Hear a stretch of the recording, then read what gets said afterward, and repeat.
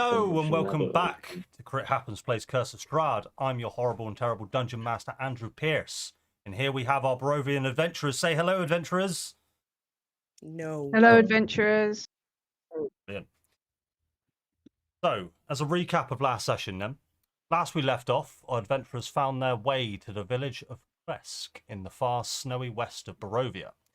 Outside the locked gates, vacant of any life of guards, the group tried to find their way to enter the village stealthily. While they were distracted, a group of werewolves led by a rugged, hairy male named Kirill flanked the party in the dead of the night. As the fight begun with the werewolves started to surround the party with their backs pressed up against the Kresk gates. Our adventurers started to fight them back, but Orion had another agenda as he walked out into the open, cutting himself off from the rest of the party. As the werewolves started to surround Orion, he gave up and surrendered to Kirill, in which the familiar face of Emil appeared from the shadows and snow. Oh, good old Emil, the best fighter we've ever seen. Emil, fueled by fury and rage, attempted to capture Orion, but unfortunately couldn't beat his way out of a brown paper fucking bag. So instead, Orion was able to escape their clutches and make his way towards the now open gates of Kresk, with the help of Samir. With Kresk coming to the aid of the party, we are met with a golden-haired individual with an emotionless expression on his face. After a quick wave of his hand and a small but subtle power word was spoken, Kirill's body fell limp and withered before the party. The rest of the werewolves, still out for blood, attempted to knock out and capture Farah. Orion, feeling strangely heroic in this moment, moved back into the fray, but was downed almost immediately and unfortunately killed by one of the distant spellcasters. The strange individual with golden hair once again moved his hands slowly in the space in front of him, and in a fraction of a second changed everything. All of the werewolves suddenly stopped. Their expressions started to diminish until moments later their bodies and limbs crumbled into piles of bloody corpses in front of you all. With Orion left on the cold floor and his life essence extinguished, we saw him with visions of the afterlife, where he got a glimpse of what lies after. His parents stood there welcoming him through the golden gates for the next chapter. But a small tug at Orion's clothing from behind revealed the familiar face of Tilly Brightspark, their lost companion. Orion chose to take the small hand of Tilly and found himself back outside Kresk gates, soaking wet from the snow, with his friends staring back at him. The group then followed the golden hair individual, introduced himself as the Abbot, into Kresk, which is where we will pick up from there. Gotta do the old changing stuff over. Old foundry over. Did I recount things in enough way? I think I did. In enough way. Enough way. So, currently, I'm currently showing you a scene of Kresk, but you're currently just inside the gates of Kresk. Is there anything that you guys wish to do at this point?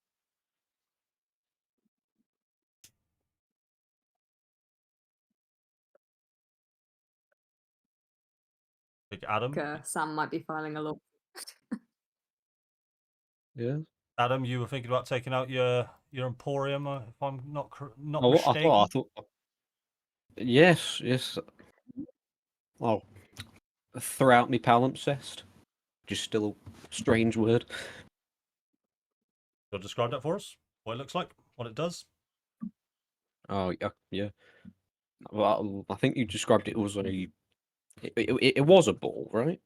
Yeah, it's a Pokemon ball. Yes, a Pokemon. It's a Pokeball. Yeah. I'm gonna overarm it. Like is that just on the side of the road in front of what I. Oh, God. No, I'm gonna bowl it. Okay. I'm gonna sort of underarm bowl it to the nearest street corner.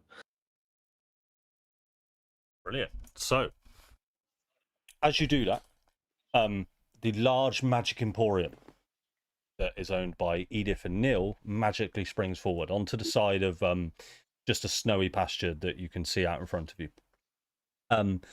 You've all seen this Magic Emporium before. It is a cart with 4 wheels. I don't believe that there is any animals currently dragging it along, but Daisy the horse, I believe is its name, that you guys named it last time, is currently out. And Farah, you see Santa come jogging out, very, very happy to see you, wagging his little tail. You going to grab him?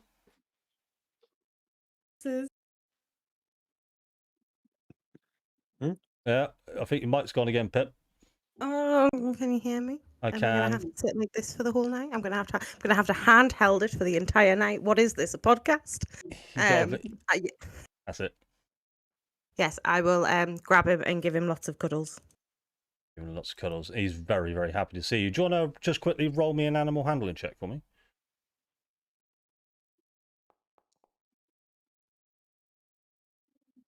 Awesome. 14. He doesn't bite you, so that's good. Good. Yeah. You know, friends. Anything else anyone would like to do before we progress? Yeah. I'd like to ask what the fuck is going on with these backgrounds. Brilliant, guys. Just noticed. Love it. Anyway, I'll take that as we're moving on. So, the golden-haired fellow sort of signals you all to follow him.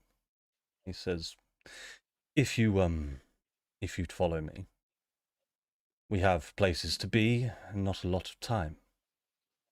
And as you all make your way into Kresk, following the man with golden hair you now all know as the Abbot through the snow, you all see that the snow starts to part and a cobbled path starts to appear beneath your feet. Wooden cabins and shacks appear as you start to get closer. You see most of them seem to be occupied as lights are flickering in the windows. As you enter the main village, wooden buildings are to your left, your right, and now in front of you. They're sort of scattered sort of everywhere you look. There doesn't appear to be sort of a pattern to these houses. They just seem to have been erected wherever that they can be, and it's quite congealed. It's like a sort of a sardine can type village. Outside of these houses, you do see quite a few sort of vine rows of vegetables, and you even see one log cabin has sort of a wooden picket fence, and you see pigs and chickens. Likely that they are there to harvest. This does seem like a small, quaint farming village. You see on one of the porches of a small wooden abode to your left, some of you may notice a small girl. She's just there clutching a teddy bear. And as you walk past, she gives you a small little wave. Just walking past there.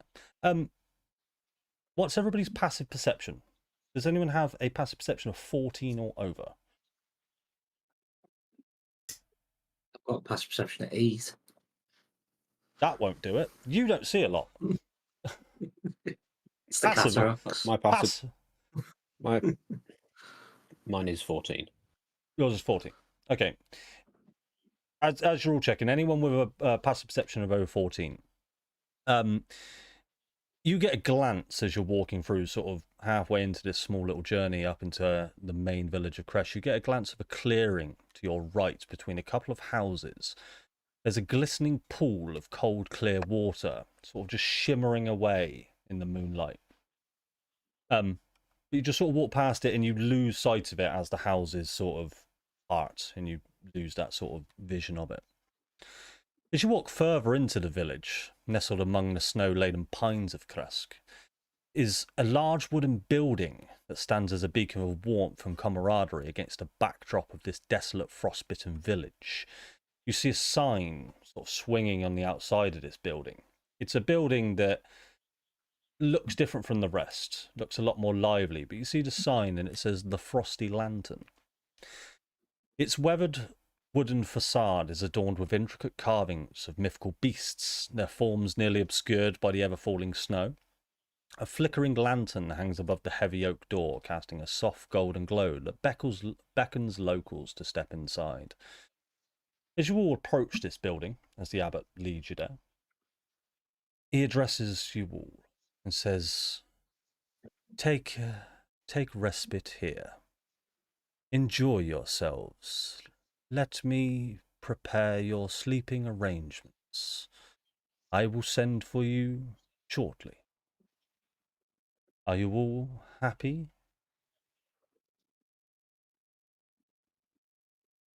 He says to you all. Happy is a subjective. In Yes. general, or with this current situation?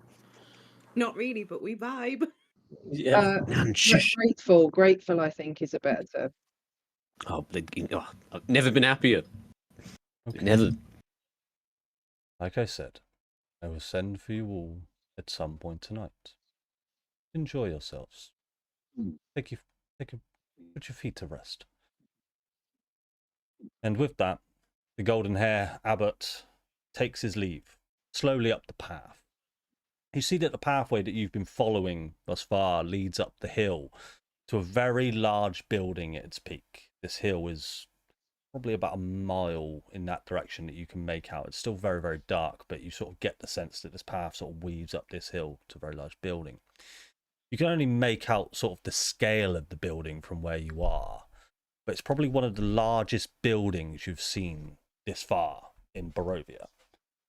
You've never seen a building quite this large. I think the only one that really comes to this sort of scale would be Castle Ravenloft, which you guys really haven't seen quite the scale of just yet. Outside of the Frosty Lantern Tavern, you will see a figure leant up against the outer wall of the tavern, smoking a sort of a homemade cigarette. He's side-eyeing you all as you approach. Yeah. Yeah, right, weary travellers, how be on?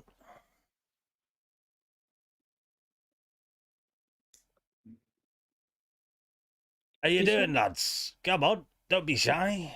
So We're I not didn't shy, hear the we're first just- sentence. We're just nearly dead. Aye. Can Some see of that. us more than others.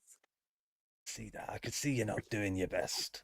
Well, inside, they've got a selection of meats, a selection of vegetables. You can fill your bellies and drink to your heart's content. But I will warn you, the games tonight are a bit... Dealers are a little bit dodgy, I think. Don't lose all your money, alright? I'm a little bit down on my luck. Is there any chance any of you could spare some gold for a downtrodden man like myself? I haven't got any, sorry. Oh, don't be like that. Don't be like that. Come on.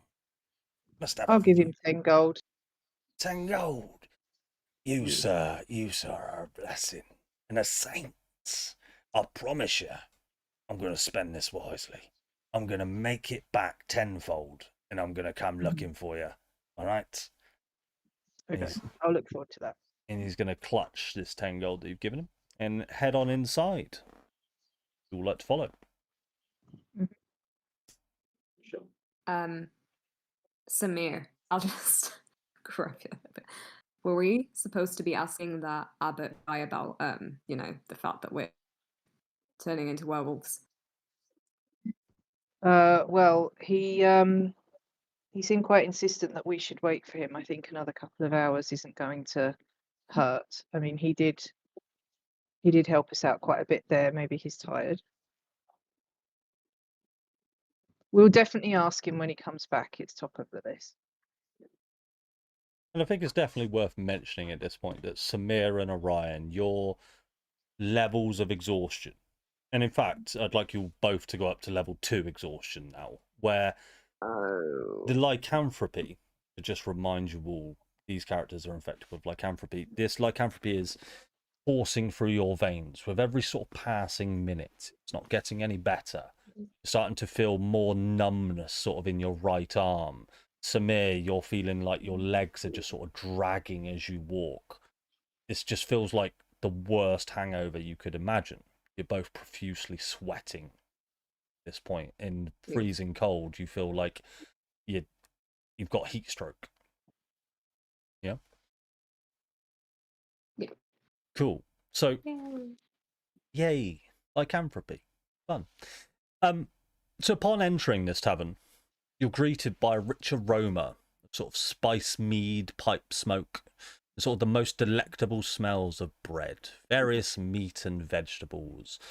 And as a reminder, you guys haven't really eaten at all yet since here in Barovia. I think you've had sort of one meal in Vallaki, just because you don't trust the food.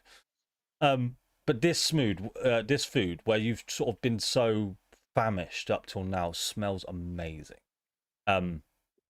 Anything that you've smelt so far, even food from where you've come from, such as the tavern back in Daggerford, any sorts of parts of Faerun that you've been to, this food smells very well prepared.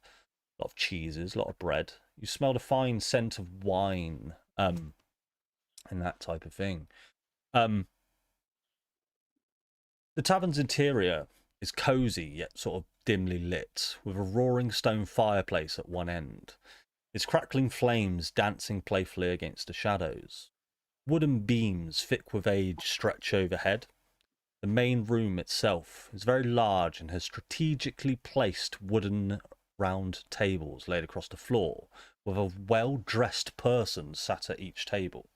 This guy is sort of like a penguin suit on, bow tie, at each table. The tables themselves are made of sturdy oak and are scattered throughout, each surrounded by sort of mismatched chairs. The tavern seems quite quiet, with a couple of people at the bar area and a few people playing games at various tables. In a corner, a bard strums a lute. I wish I had a lute at this point. Filling the air with sad but joyful melodies, reflected of the land that you're all in. You can hear hearty laughter coming from one table at the far end of the large room. Another table to the right of that table that you notice there appears to be some sort of minor dispute occurring. And it sort of just calms down again. Over to you.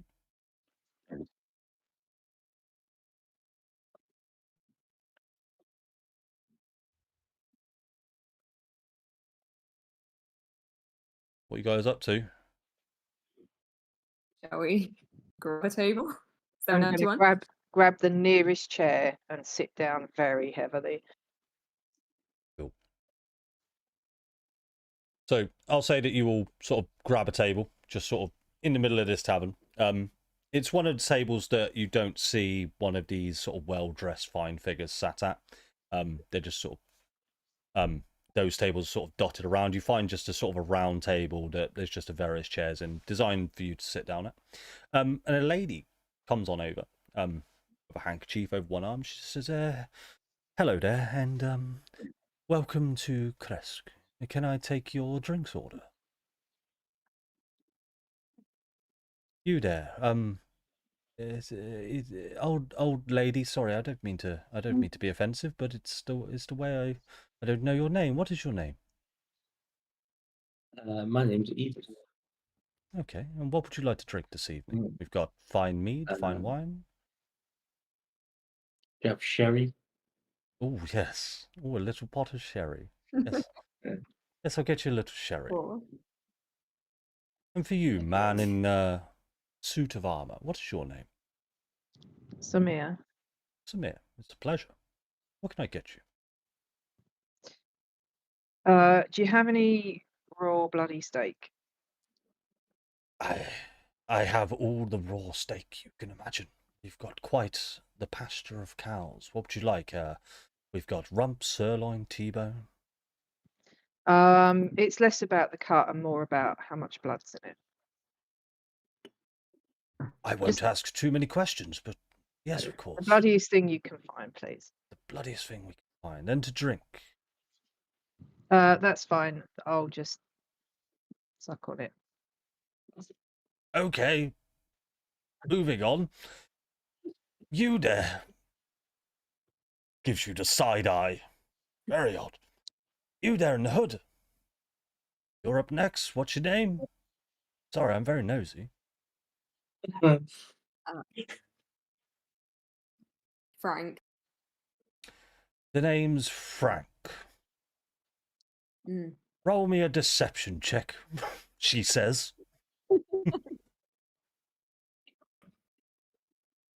I will. Give me a sec. Sorry. My The one, yeah, convincing. Convincing. It hasn't popped up. What's your modifier? I don't believe it's very high on deception, is it? Sorry, it's -1. Okay, so it's a 6. Brilliant. She looks at you with a strange look. Okay, Frank. What can I get you? Like how much is a bottle of good wine? Oh, I do apologize. Everything here that you see or you order, free of charge. All we ask Why? is you play our games. All food and drink is free here in the Frosty Lantern. Okay, then 2 bottles of wine. I'll bring you 1 bottle of wine. It's refills. You have to drink the first one, then we'll get you another one. You see, like we can't give out 2 bottles, otherwise it would just be mayhem. It would just be mayhem. Come on, you got to follow the rules. Be sensible. You there, in the Farah? Are you clown outfit or are you normal black attire? I think I'd probably be black attire. You there with the pink hair? Come on, everyone else is giving me their names. You might as well continue the trend. I mean, not everyone, but I'm Farah, and this is Santa, and I'll just kind of point at the dog that I still kind of have under my arm.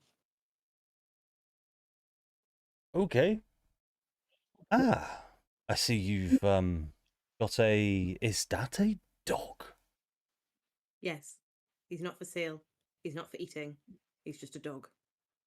That is a shame, but I respect you, and fair enough. What can I get you to eat or drink? Can I have a bottle of wine, please, and also a bloody steak like Samir? Oh, just not cooked? Is it just raw? Yeah, Okay. just raw. All right. I I mean, mean, to be honest, you don't have to kill it first. If it's more convenient, we'll just share. Okay. if it's okay with you all, I would prefer to serve normal steak, because the other patrons may not like you eating a whole cow at your table. It puts some people off their dessert, if you catch my drift. I respect that. I can do that for you. The wine, sorry, I forgot to ask about the wine. Is any sort of vintage or any kind of wine? Red, white? The other one? Liquid and alcoholic. I will drink it. You do realize you have the word sober tattooed on your head, right? If it's liquid and alcoholic, I will drink it. Okie dokie. You are an odd bunch. The last of you sat at this table.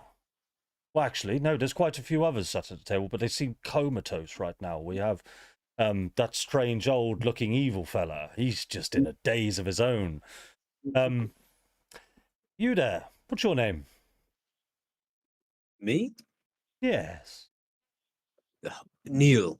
Sticky Fingers, you might have heard of me. No, sorry, I haven't. Okay. I only request the strongest thing you have, alcohol-wise. I've just been in a very bad fight, and my bones are rather strained. The strongest thing we have is not for the faint of heart. Are you sure, sir? Do I look like the faint of heart? Don't answer that. Roll me a persuasion check, Adam. Oh. Should be good at these. Nope. Well, I know. Silver tongue makes that a 20. Holy shit. Okay. Okay, sir. Coming right up. I will warn you. Just go easy, okay? I'll bring the bottle. It's up to you. You look like you can handle it. And she'll come on over to Irina, who's sat down at the table with you all. What would you like to drink?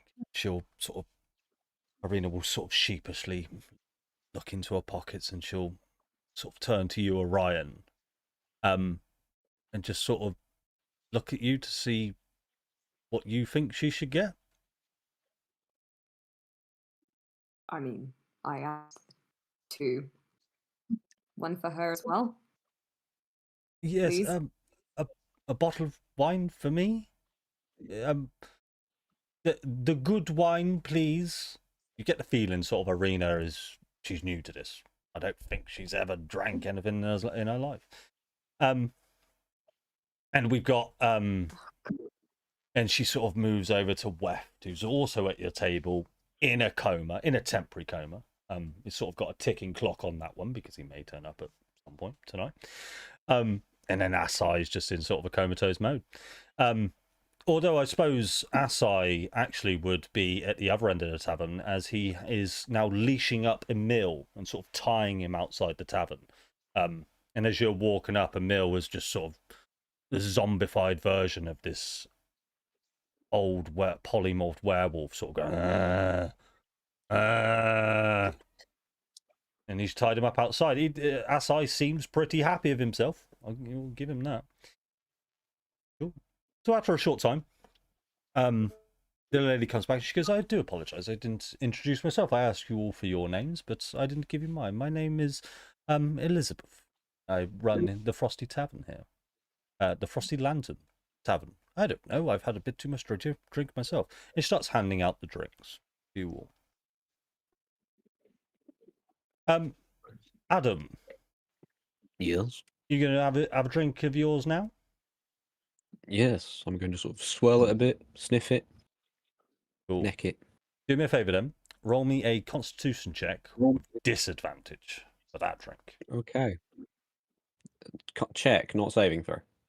Oh, yeah, sorry. Constitution saving throw. My bad. Okay. Oh god, it's rolling it without. Oh, I'm assuming that's probably a fail. Let's take the lower of those. 12. It's only just rolled on my screen. So that roll with advantage. So it's 12, is it? Yeah, 12. Okay. So you see this bottle come. Well, you sort of see everybody's drinks come. There's quite a few bottles of wine. There's not anything in front of Samir, but what you all do is you sort of just collect all this drink that you've got just sort of as a commune in the middle because you've got quite a lot of drinks. The bottle that comes out for you, though, looks more like a medicine bottle. You know, sort of one of those kind of medical flasks. It's got a purple liquid in. Now, she hands it to you with a shot glass. Are you just pouring yourself one shot? No, I'm not a coward. Brilliant. So as you take a swig of this insanely strong liquor, you sort of take the first shot. It goes down your throat and just instantly starts to burn. Your lungs just feel like you've just swallowed a big gulp of hydrochloric acid. And then it sort of just, as it goes through, it just sort of settles in your stomach, where every sort of move and sway you make, it sloshes about, causing even more pain. But the aftertaste is lovely. So everywhere where the drink has been burns, but where it's left has this nice fruity tone. And you can see why people like it and see why people drink it. But you can also feel yourself getting really drunk really quickly. You start to feel quite woozy. Okay. Cool. Is everybody else partaking in drink at this time? I think Irena would be. Yeah. Cool. Go ahead and make me a Just wait for constitution. my blood. Yeah, constitution saving throw for anyone who thinks they'll be having a drink right now then. Going to down the bottle and not make a Constitution saving throw because you can't get drunk. We'll get to that in a sec. So Edith with a 22, Orion with a deception check of 6. He is trying to deceive the bottle. And a con save of 6. Yeah, so You think that the Okay. It's exactly the same. so Orion, with a constitution saving throw of a 6, you start to, you haven't drank in quite some time, and this, you can feel this sort of start going to your head, and you also start to feel quite woozy.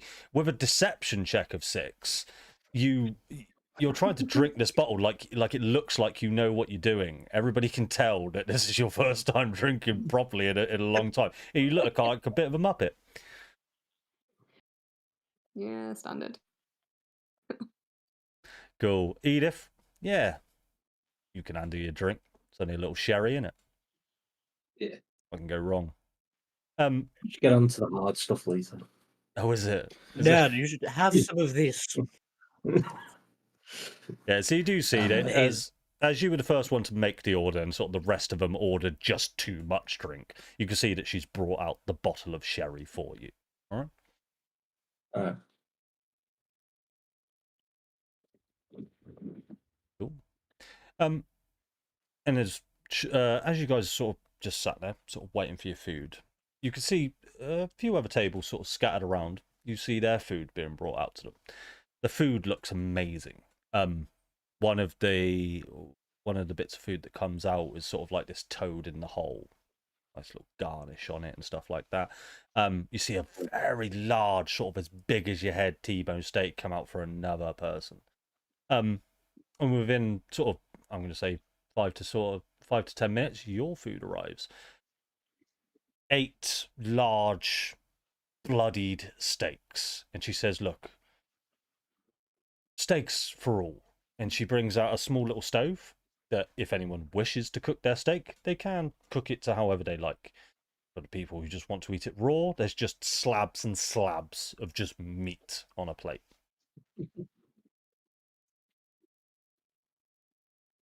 Cool.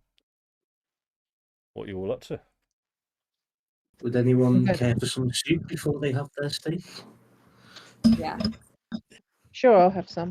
That's Anytime. stuck on my meat. So Edith will produce a scroll and say, "This is an invention of Neil's. Soup whenever you like," and then passes it. Did both of you say you wanted some? Oh yeah. Unless Andy's got objections, there's 2 of them, and hands out to the You can have as much soup as you want, bro. It's fine. hands a scroll to Orion and hands one to Samir. And just read the incantation on there. Recommend keeping your mouths open. Cool. And as they read this incantation, Edith, what happens? So soup just falls into their lap, as it doesn't come with a bowl or a spoon. And then as it happens, she goes, "Oh, I should have mentioned. You are supposed to provide your own bowl and spoon." Yeah, you should have mentioned, but thanks anyway. Yeah, you sort of Yeah. you get a glint cool. in Neil and Edith's eyes that they knew that was coming. What are they like? Farah just kind of looks at Samir and Ryan, just like, really glad I didn't feel like soup. Good. No, it's good. It hides some of the blood. Fine. What Farah, kind of soup is it? yeah, what kind of soup was it? Tomato. Oh, No, oh. does not hide the blood very well. Now everybody Just just thinks he's throwing tomato soup all over himself. Dear me. Farah, how much wine you drinking, Farah? I'm just going to down the bottle. Down the bottles. So you pick up one of the bottles, and it's quite a normal looking bottle. It's got a cork on top of it, and as you sort of pop it up, it makes a strange sort of sound. It's a honk rather than a nice pop, just a honk. Honk, Honk, honk, honk, honk, honk. honk, honk. We just do this. Like, My honk. honk. I'm like the best DM ever. The sound effects are brilliant. Honk. Anyway, as you pop the cork off, I've lost my fucking train of thought. It's a wine bottle. It had some cobwebs on it. I think that's where I was going with that. you just sort of start chugging this bottle. Now, because of your wild magic, this doesn't seem to affect you a lot. You're just sort of drinking this like this is just like a carton of milk. However, could you make a Constitution saving throw with disadvantage for me, please?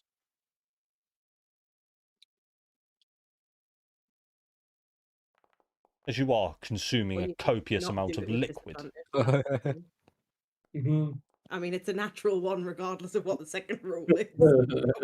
Oh, was that a nat one? Oh, it was. It was a nat one, yeah. Ooh, that is a nat one, yeah. All right, cool. But you do have like you are just drinking copious amounts of liquid. You do start to feel a bit groggy because of it, right? Just if you just down 4 pints of lager or something. You know what I mean? So you are starting to feel a bit groggy. One of your arms starts to get a little bit numb. Nothing to worry about. Cool. The night's yours, guys. Bard strumming away in the corner. Ding da da ding da ding da ding da da da da ding. That's what he's playing. Is he playing Sandstorm? Yeah. So I throw my fork at him. Samir, you sort of shout over, Sandstorm. Da-da-da-da-da. I'm not going to do it. I wish I had my guitar. I really do. Yes, the copyright-free version. Oh yeah, I'll just change key. Da-da-da-da-da. Da-da-da-da-da. Da-da-da-da-da. Anyway, so yes, Darude Sandstorm is currently playing. And it's very, very good. Very good indeed.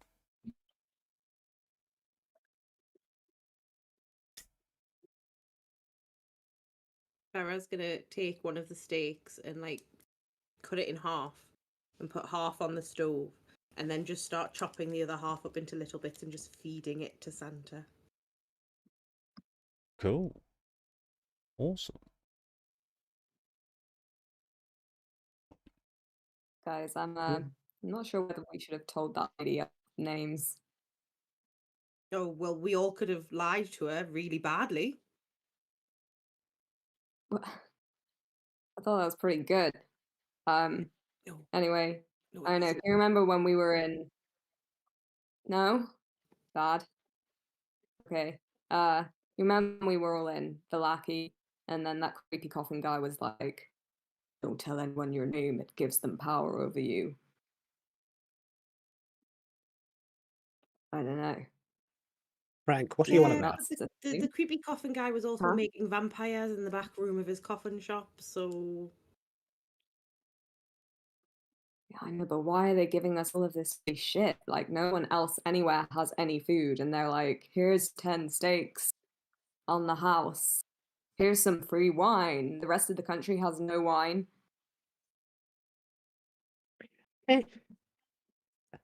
That's a good point. I mean, they are being surprisingly more welcome than they have been before. I don't like it when a We ride couldn't get makes into the sense. front gate in the past. This is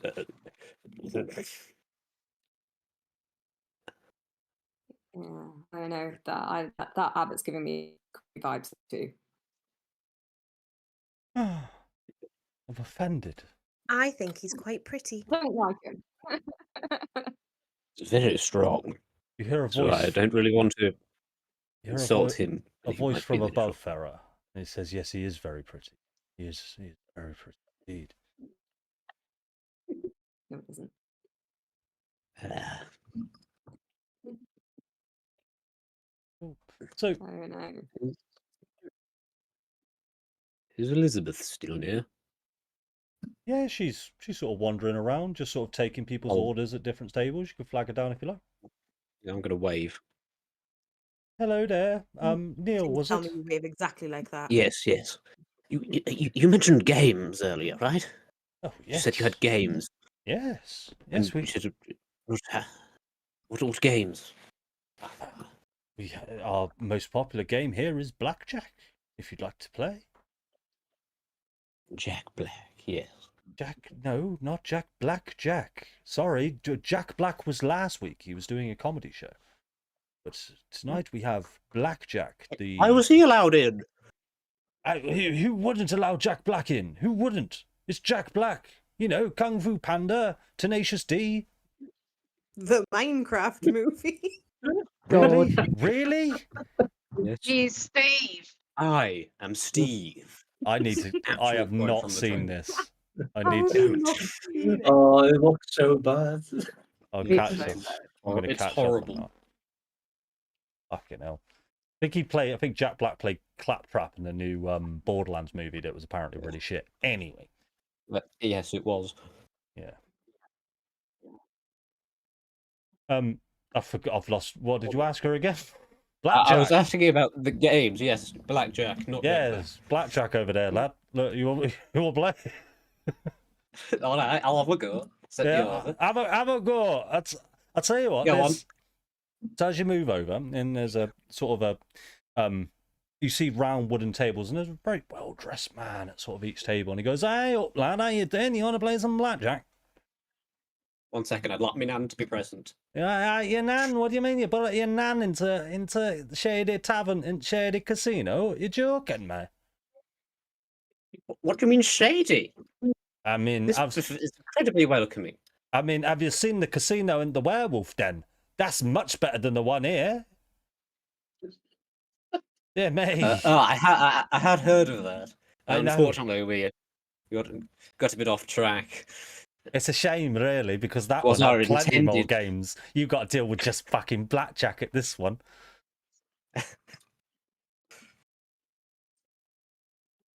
Nan, be my muscle in case people try to scam me.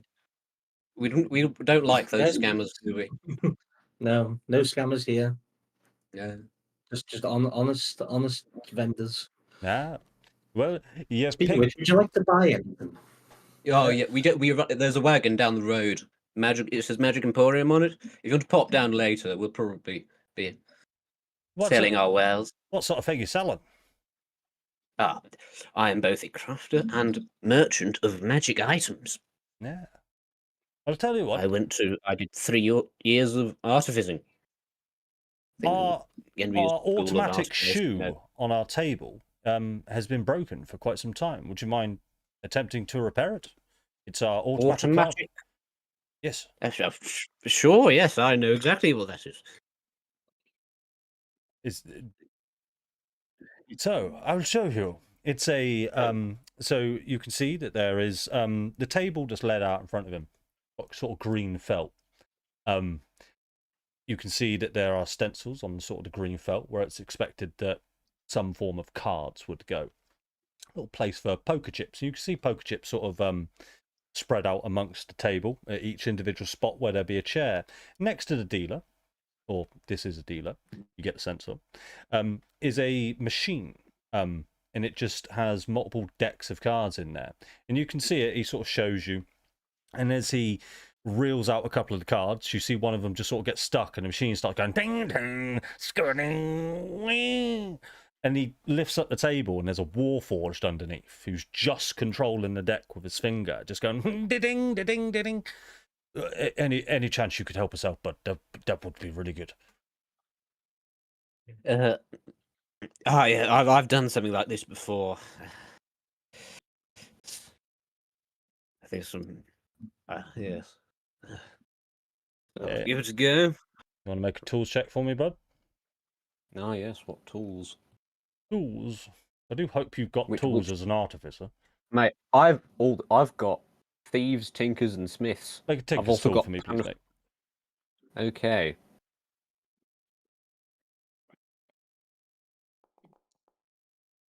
Oh, come on. A natural I'm one. very drunk. Oh, no. I can re-roll those. I'm halfling luck. Get wrecked. Good shout. All right. So that's 21. 21.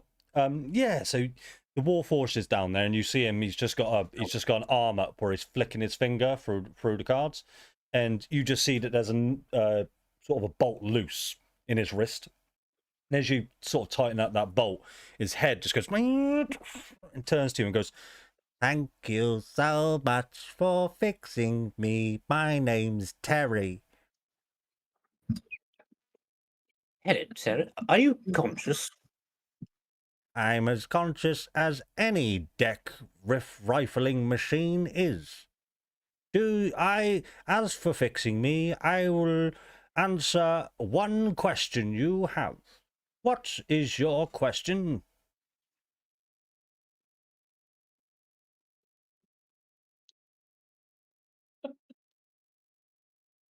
Any time now. I'm getting bored.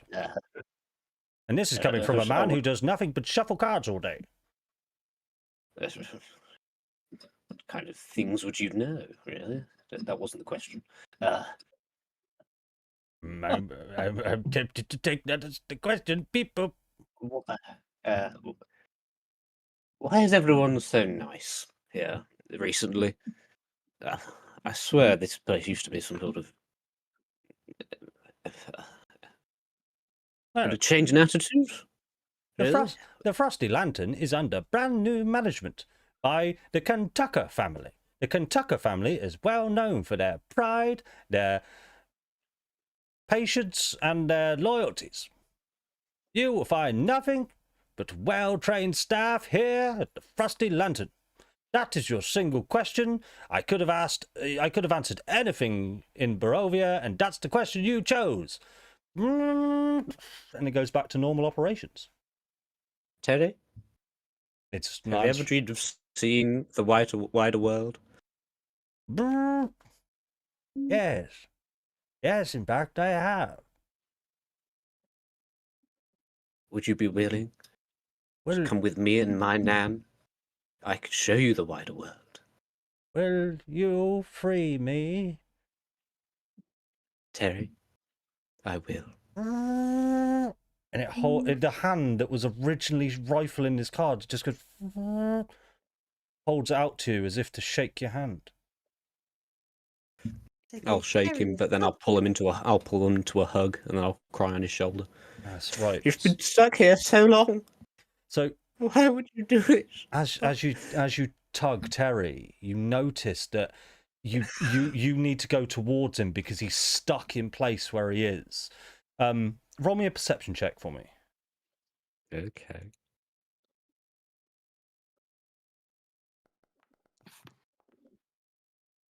Damn. 23. So you get a really good look at Terry as in this sort of embrace, and you see that the back of this warforged, normally it's sort of heavy plated in armor, but all of the armor has been taken off, all of the armor plates, and all of his circuitry is just wired into the table. And he's bolted and chained down in probably about 6 different locations. So as you try and pull him towards you, he's just fixed in this table solid, and his arm is just poised up, so he wouldn't even be able to hug you if he wanted to, bud. Oh. I'll sort of shuffle out and say, dealer, you haven't told me your name. My name is what's my accent? My name's Edmund. Edmund. Well, that wasn't your accent earlier, but Edmund.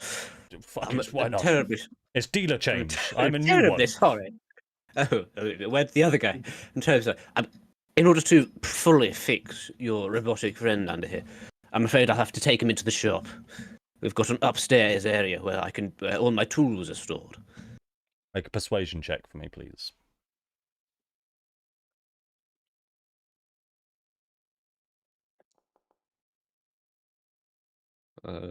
Silver Tongue makes that a 20.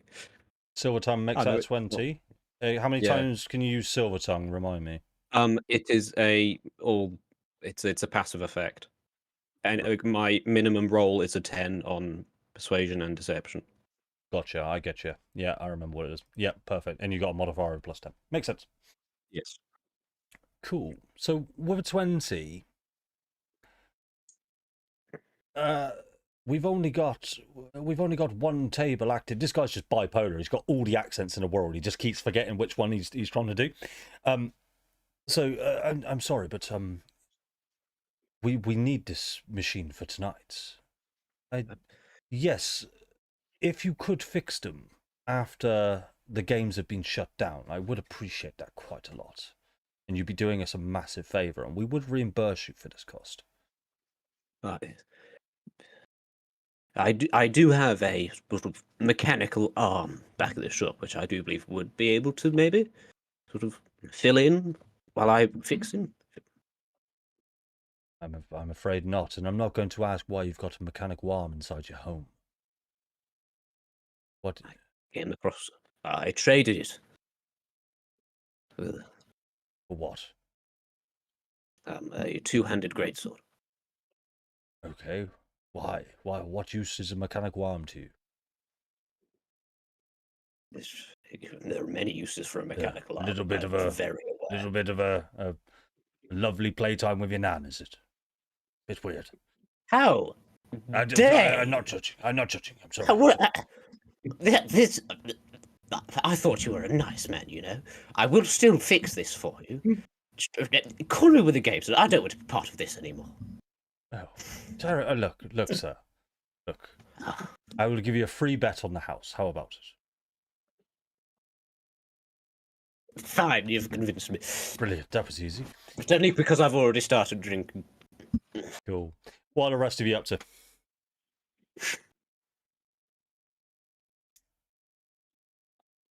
I love Terry. He loves you, bro. I'm just standing on guard at Neil's side. Cool. Do you want to take a seat? No reaction to the arm comment.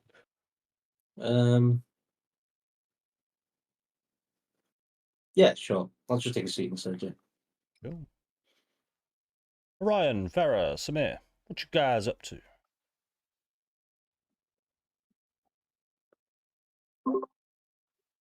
I'm just sucking on my steak thoughtfully, Hmm? and then I'll just kind of put it back on the plate, and I'll say, so Orion, not that I'm ungrateful, but what happened? How come you're still with us? Oh. Yeah. I guess I need to apologize to you guys a little bit. Pretty sure that thing with the werewolves was like 40% my fault. 99.9% my fault. Kind of tried to deal with Emil by myself instead of trusting you guys, and almost got everyone killed. It actually got me killed. And didn't really think I would get a second chance, so I guess I'm sorry, and I kind of want to do things differently from now on, you know.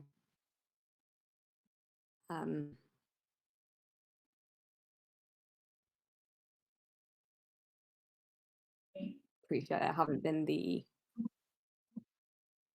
most honest person.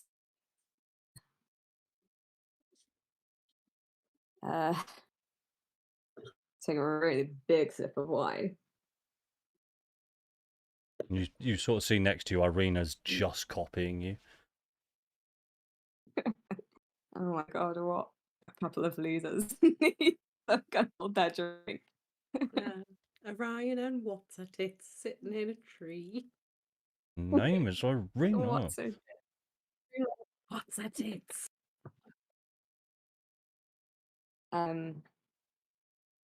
Think it was Tilly. I know it was Tilly.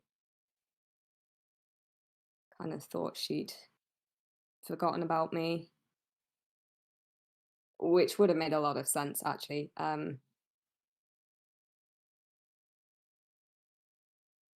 But then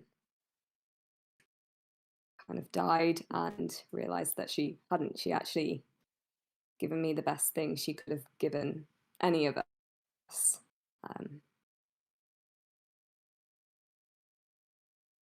So, yeah.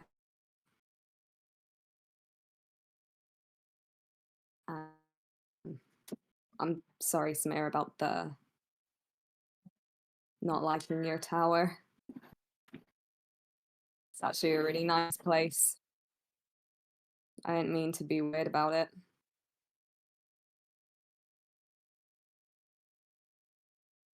I just used to kind of live somewhere like that, and it wasn't such a nice place where I was, so I kind of maybe freaked out a little, tiny little. And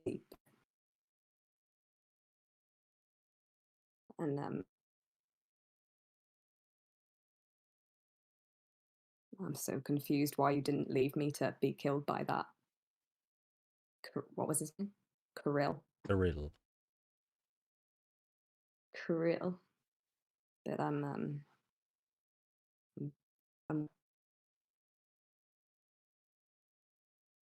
grateful, I guess. I don't know why you would do that for someone, especially me. Well, it is as I've said to you all since we met. I don't begrudge any of you your reluctance to trust. It's in fact it's wise here, as you've probably discovered. But it is as I said to you. I'm here under the charge of my goddess to protect all of you, and I can't really being offended about you not liking my tower isn't reason enough to abandon that cause. And I'm sorry that I failed, and I'm glad that Tilly was there for you when I couldn't be.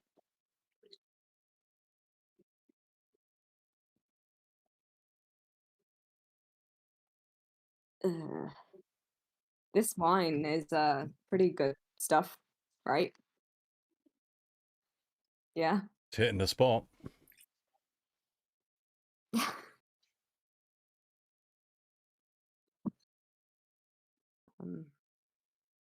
Anyway, how are you doing, Farah? You kind of took a bit of a Lauren as well. I tried to wrestle you off of a wow. I do feel slightly like I have been stretched a few inches taller than I was previously. I appreciate the effort, but next time please don't try and rip me in half. Yeah. Sorry. I am glad you're still here, Orion. And she'll just kind of take the wine bottle that she's currently like still drinking directly out and just kind of clink it against Orion's glass. Just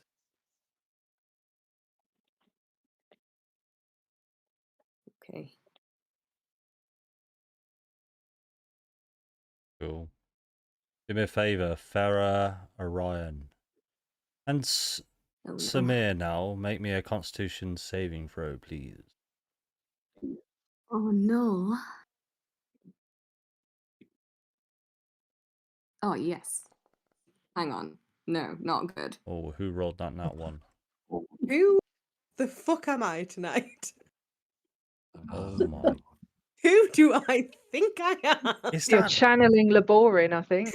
I'm channeling fucking Willow. is that double nat one? Yeah, Yeah. where is my fucking halfling look now? That would just be a triple nat one. It's alright, get them out of the way now. Early. Yeah. When it's not life or death. Yeah. This- Whatever these con saves me. It could be life or death. Well, I mean, if It you could guys want to drink yourself silly, it could be life or death. But if you drink responsibly, we'll be okay. Oh, we're gonna have a really chill session. Death Br- saving throws in the pub. Drink responsibly, guys.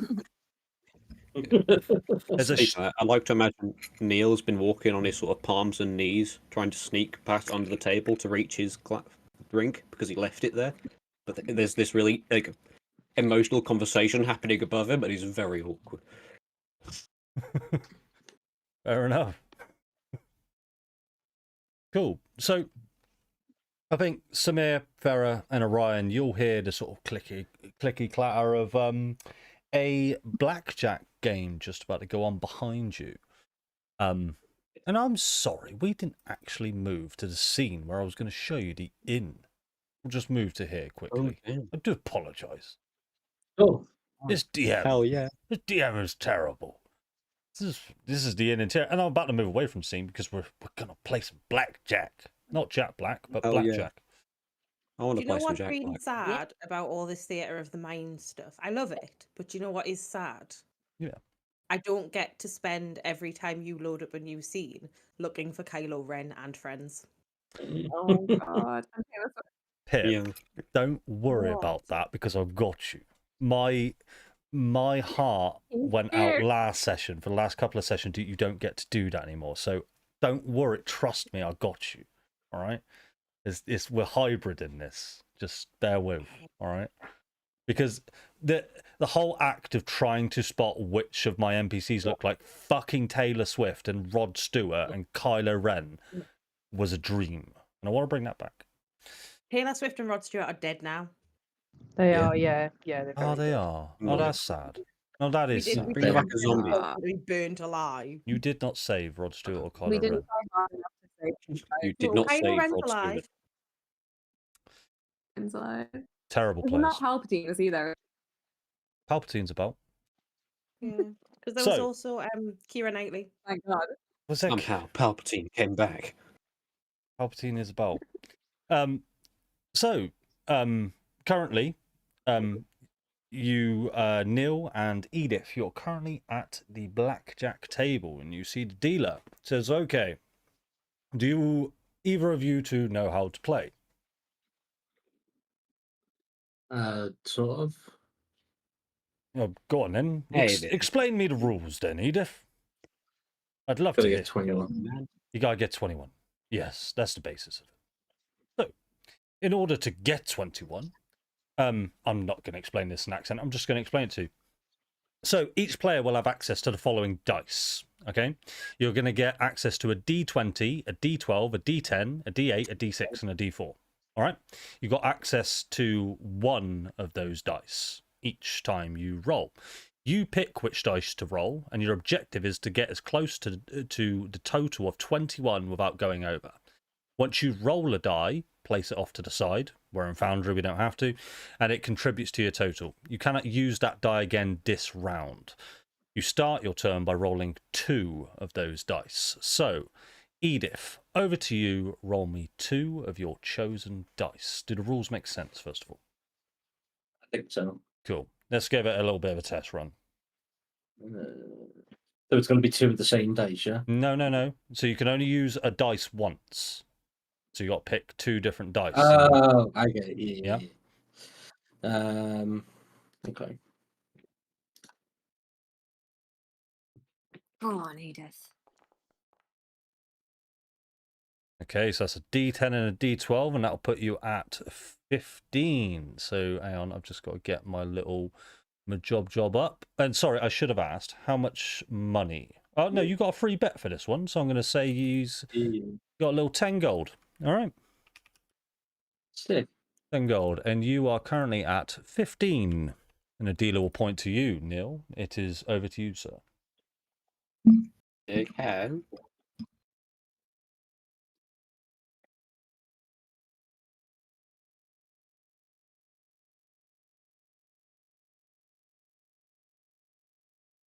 Have you rolled? Also do. Yeah. Neil also rolls a D10 and a D12. Where are you on my thing? You're here. I I'll give- am bottom left, right? You are One of on them. 12. And the dealer will not deal for himself because I can't be bothered. And he'll come back over to you, Edith, and he'll say, Edith, would you like to roll again or to stand on 15? Do I get to roll different dice? So you have to roll a different dice. Okay. You can only roll one. D6. D6. 12. So you are up to 17. Would you like to roll again or stand, Edith? Yeah, roll a D4. Is that a 4? 21. That's 21. Very Oh, good. damn. Very good, miss. Turns to you, Neil. Hit or stand? Hit me. Yep, me. Well, I mean, you got to do it yourself, so I can't do it for you. Hit me. You've already rolled. Oh no, you haven't done your D8 yet, have you? So that's a 6. So I'll No. put you to 18. I'm also going to roll my d4. Hey, 21. Fantastic. So it's Yeah, I now. paid Terry off earlier. Don't worry now. So I'll do my rolls. That's a 15. 18. And dealer will stand on 18. You both win. 10 gold each. 10 gold gets pushed towards. Cool. Darren's here. Oh, Darren. Darren is Darren. here. Darren, we're gambling. Weft has awoken. Weft No, has no. not awoken. Wait, I don't see Darren. Darren. Where is Darren? He's in He's the invited audience. He did Darren. join and then Yeah. disappeared again. All right. Yeah. Give Darren a second then. Would anyone else care to play blackjack? No? Sure. Oh, okay. Okay. Samir, we'll do you in. Orion, Farah, would you like to play some blackjack? Yeah, fuck it, why not? Fuck it, why not? You bring the wine Yeah. over, down it. Put a bit of Yeah, like music on as well, Bottle of Sean. wine, dog under one arm. Put a bit of music on. Cool. Kate, you in, yeah? Yeah. Cool. We'll wait for Darren and he comes in. So what we'll do first of all is we'll ignore Weft. Orion, how much money would you like to pop down for this bet? I was not paying attention. What is the minimum? There is no minimum, there is no maximum. You put down as much gold or silver or whatever you'd like to as you want. Preferably gold, it's I'll easier put for me to down work out. 10 gold. But 10 G's. 10 G. Big money. Use. Farah, how much money? Oh, 10. 10 G. No big hitters here. Edith. I'll put down another 10. Another 10. Cool. Neil. I'm going to put in another. I'm going to screw it. I'm going to do Jesus Christ. 30 gold. 30 gold. And Samir. I'll do 20. 20 gold. Big gamblers, big gamblers. Fantastic. So we are over to Orion. Did you understand the rules, Orion? No, I was not listening. I'm sorry. Brilliant. I roll. The honesty. Brilliant. So you have your pick of 6 different dice: a d20, a d12, a d10, a d8, a d6, and a d4. You need to start out by rolling 2 different dice. You can only roll 1 dice type each time, and you need to try and get to 21. If you go over 21, you're out. So go ahead and roll me 2 of those types of dice for me. From D20 down to a D4. Correct. Darren said 30 in the chat. Oh, is Darren in the chat, right? Somebody be my Darren gambler then. So Darren's on 30 then. He said, give me a min, scoffing a toasty. All right. Do I have to roll all of these dice? No, you Yes. just pick 2 dice. No. 2 to begin with. Okay, let's go hard or go home and do a D20. Wait, I have to do 2 at once, or 1 then the next. You could just do it either way. You can click them in the dice tray at the bottom of Okay. Foundry. Makes it a bit easier. 15. 14. And you got to roll 1 more.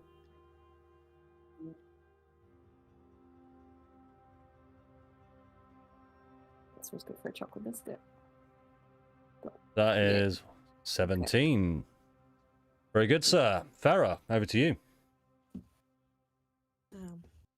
Like an initiative order. Hello, Darren. Hello, guys. How are you, buddy? You all right?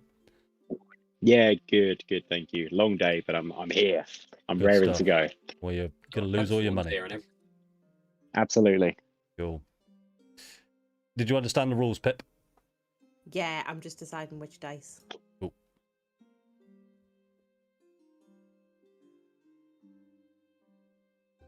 go with that. There's a 12 for you. Over to Edith. Got the same we did last time, wasn't A 9. Afraid you can't double down on that, Samir.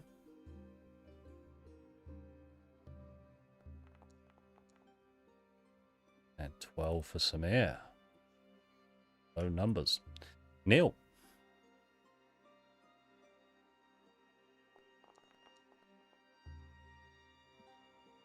10. 10 for Neil. Darren, are you in Foundry and able to roll? Would you like me to do it for you? I am. Cool. So it's blackjack, is it? Blackjack, yeah. So did you listen to the rules or did you miss it? Missed it, but I caught the second time around, I think. So what is it? One of each dice? One of each dice. D20 down to a D4. Start out by picking 2 of those dice. Do you have to roll all of the dice? You don't have to roll No, do you all have the to dice. get to D20? No. I can stop it. Yeah, okay, fantastic. So You can stand whenever you like. and how many rolls do you get? How many goes round? So you've only got 6 dice. So it will just go until you stand or bust. Okay, fantastic. Yeah. Well, I'll start with 1d4 then. So you need to roll 2 to start with. So that is a 2 and 5. That makes a 7 for you, sir. Okay. Orion, would you like to stand or hit? What was I, 17? Yeah, it should be on the Foundry. I've updated yeah. the number. Oh yeah, cool. I'm gonna roll a d4. Oh, gonna go for it. Risk it. Yeah. All right. Oh no. I did it twice. Oh my god, how do Oh, I wait, get it's a D4. I'm How being do I stupid, get- isn't it? Mhm. Right, Yeah, right. no, Click you it to can't- decrease you the can- dice. Click it to increase the dice. Gotcha. 17, 18, 19, 20, 21. Okay. Do you know what? Fuck it. I'm gonna play with fire. I'm gonna roll a d6. Roll a D6. Damn. No, that doesn't make sense. Ignore me. No. Well, yeah, man, it's your game. My calculation. How is Wait, that? Why have you got -2? Why is that? What is a -2? All right. Yeah, we'll ignore why you have a -2 on your roll, but okay, Farah. Okay, On a D4 roll. sorry. It's a. Orion, would you like On to 15. stand on 19, or would you like to hit? How many more turns do I get? You've got as many as the dice Does that it you go wish to around roll. the table? No. This is now your go. You've got as many dice as that you wish to roll.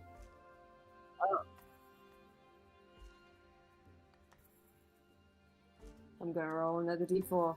You can't roll another D4. Oh no! In that case, I'll stick. You'll Makes stick with sense. 19. Makes sense. Yeah. You Farah. really can tell she didn't listen to the rules. No, yeah, she definitely didn't. Farah, over to you. Right, okay, so I've rolled a D10 No, I don't. and I've got 12. Which means I want a maximum of 9. I'm gonna roll a D6. 2 for you. Appreciate the 14. Stick or hit.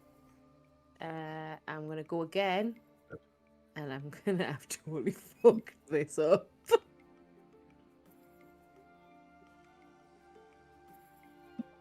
So you're gonna go bust, but I'm gonna roll my D12. Oh! Yep. Oh. 25, you are bust. I do apologise, Farah. And can you please decrease 10 gold from your gold amount? Edith, it is over to you. D8. So that puts me Push you to a 13, bud. 13. So I've got to try and get an 8. It's not ideal. I'll go with a D6 then. Okay, Nice. 19. 19, 20. So it's a bit of a risk going with a D4. Have you rolled your D4 yet?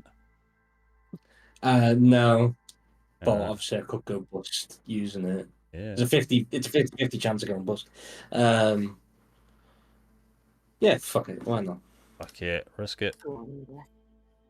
Yeah, Here's a 1 on a 20. I assume you want to stick, sir? yeah, I'll stick with that. Cool, Sir? Samir. Oh, I do apologise, miss. I do apologise. I'm just being a dealer now.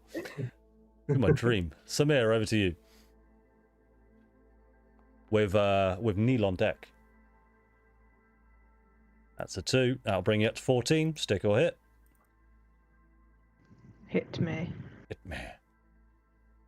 Hit me with your rhythm stick. No. 4 brings you up to an 18. Solid. Would you like to go again? Yep. Oh, and you've got your D4, haven't you? Nice. Brings you to a 20. I will stick. Fantastic. Neil, over to you. Weft on deck. I'm going to play a big risk. I'm going to roll my d20. You're going to roll your D20 on a 10? Sir, I'm not supposed to give advice to players, but are you mad? You mad? Nah. Do it. Very well, Neil. I'll tell you- I can't I'll speak tell- English anymore. I'll Come on, tell Amy. you what, Neil. If you manage to hit Yeah? 21, I will award you the jackpot of 100 gold if you roll a D20 right now. Okay. I'd like to use my Oh, I'd like to use a no. luck point to re-roll that.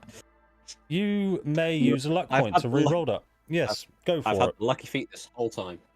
Go for it. I'm not stopping you guys from using your abilities as players. I'm just calling that out there. Okay. I haven't got any abilities. You Be an ha- 11. Be an 11. So, Jacob, remember, Mm. D&D. You don't need to have a specific feat to do specific things. Tip. No, but my whole thing rounds around like, oh, I could just knock out the dealer or something like that. If you'd like to knock out the dealer, you may. We'll see what that gets you. 16-0. Stick or hit? Yes. I'm going to hit Ooh. with my d6. Brings you up to an 18, sir. I will use my d4. Up to 2. And it is worth noticing, as you use that lucky feat, you saw the dice sort of roll out in front of the table, and it land on a 19, and then all of a sudden the dice just sort of flops up, bashes down on a number more favourable. And the dealer just looks at you. It's a little bit strange. Would you like to stick or hit, sir, on a 20? I'm going to stick. Yes, good man. Weft. Sorry, I didn't catch your name, but I assume it's Weft, for the sake of brevity. I'm in for yeah, I've got a name tag on. Yeah, D12. Let's go for it. Well, that'll bring you up to 19, sir. Stick or hit? Oh, I'll have to stick. So hang on, can I just check before I say that actually? So is it one winner? No. We'll find out who wins now. So I Okay, will I will roll stick then at 19. my D20 and a D6 this time. I'm going to go for a bit of a crazy shenanigans. 15, 18. Dealer will stick on an 18. Does anyone has less than an 18? No, everybody but Farah. You win some gold. Weft add 30 gold to your Hey. inventory, 10 gold to Orion, 10 gold to Edith, 20 gold to Samir, and 30 gold to Neil. As a reminder, in Blackjack, you will get paid out a little bit more if you're able to hit that 21 straight off the deck, all right? With your 2 dice. Cool. Everybody up for another round? Should I add 20 to mine because we won the last round as well? Yes, if you didn't before. Oh god, I'll do that. Yeah. Okay. Oh yeah. 40 gold to you then, Neil, in total. Everybody up for another round? Okay. It's up to you. Absolutely. Cool. Right, Weft, how much would you like to wager? I'm in for 60. 60 gold. Go ahead and roll your 2 dice for me, please. Let's go for. Don't worry, guys. This isn't going to be all night, I promise. Ah. Okay. That's a 23, and he, as soon as you place that 60 gold out, the dealer rakes it straight back in. Orion, how much would you like to wager, or if you'd even like to be in this hand? Oh, yeah. Do you know, I'm gonna slink off. And slink off, yeah? I'm gonna slink off. With I'm gonna what's at slink it? off and go. All right, we can get to that. So, Get to that in just a second.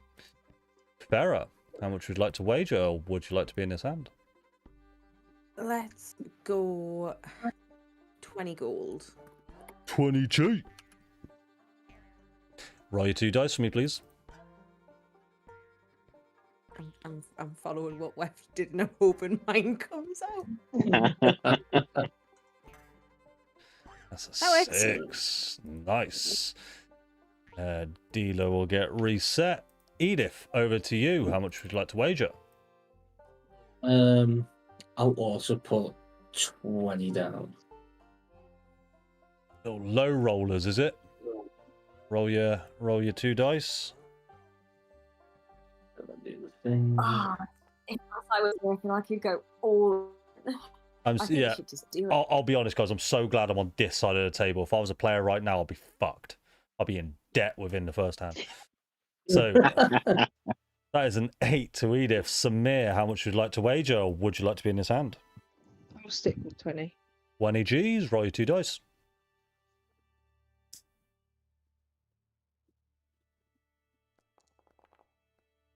Ooh, that was close. 13 for you.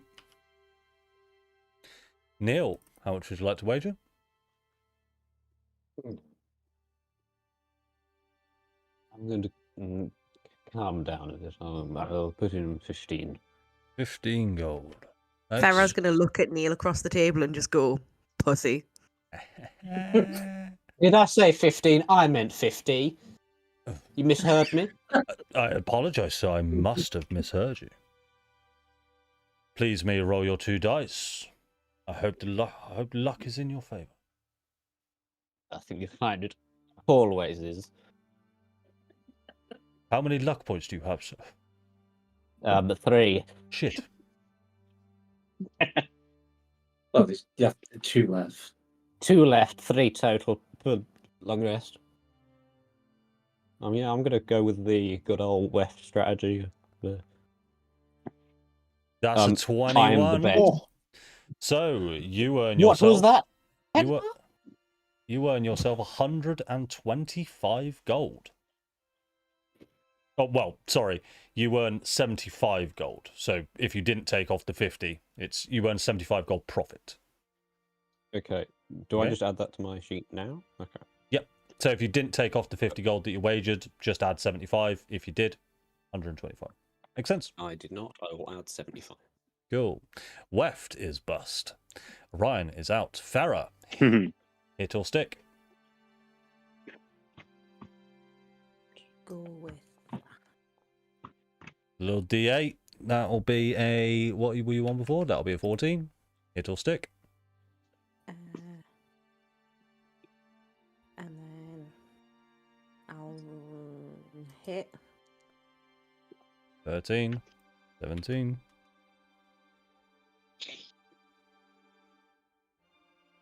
Any more for any more? Fuck it. 5. I do apologise, miss, but you are bust. And you'll scoop your 20 gold up. Please remove it from your sheet. Edith, over to you. I'm gonna roll D8 first. Shit. Reach to a 10. So you can never roll max. The best I can get would be. Best I guess 20 off of maximum rolls. Something like that.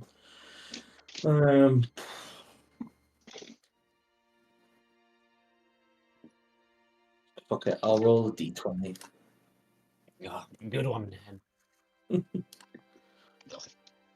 That, sir, is a natural 20. Unfortunately, that has put you bust. However, you win the side pot of a natural 20, which is you get your bet back, so you don't lose any gold. have earned yourself a natural 20. You are bushed. With 30. Samir, over to you.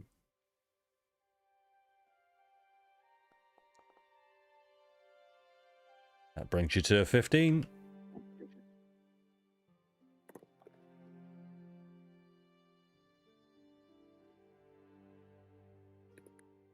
It'll stick. No, hang on. I'm just working myself out.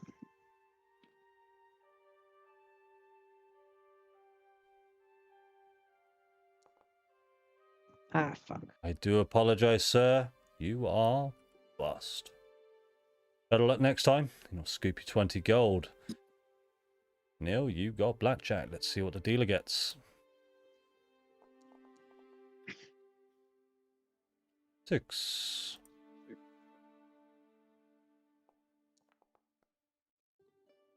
10. 16. He needs to keep rolling.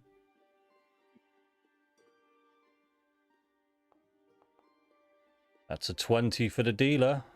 What's everybody else got? So that is everybody accounted for. Wait, everybody was either bust or lost anyway. Why did I roll for the dealer? What a muppet. What a muppet. I didn't need to roll for the dealer. Let's reset. Haha, I've won. I wanted to join in. Cool. He's going to suggest to you all another round. Is everybody up for it? Say one more round? Hell We're near the break, Yeah. guys. Yes. Let's have one more round. Ryan, would you like to be dealt in for this Yes. one? Or are you still out? On that. You're gone, yeah? Cool. Yeah. He's off in a corner with water tits. We'll get to you in a second. Don't you panic. Weft, I'm enjoying watching. how much would you like to wager, Weft? 100 gold. 100 gold. Suit you, sir. With good decisions again. Now roll your 2 dice, and I hope the luck is in your favor. Can't. If only Reft had the lucky feet. Okay. Starting out with a 12, sir. Respectable. Farah, how much would you like to wager? 2 seconds whilst your rifles through our purse. I will wager 14 gold. Wait, are you poor? No, Oh, okay. I'm just being very exact with the amount of money that I would like to bet. Just sensible. Okay, roll your 2 dice for me, please, Farah. I didn't actually check people's idea. gold amounts before this. I should have done, really. That's a 10. Would you like to double? I'm joking. We don't have that rule here. Edith, over to you. How much would you like to wager? I'll stick with the 20. Stick with a 20. Consistency, I like it. Roll your 2 dice.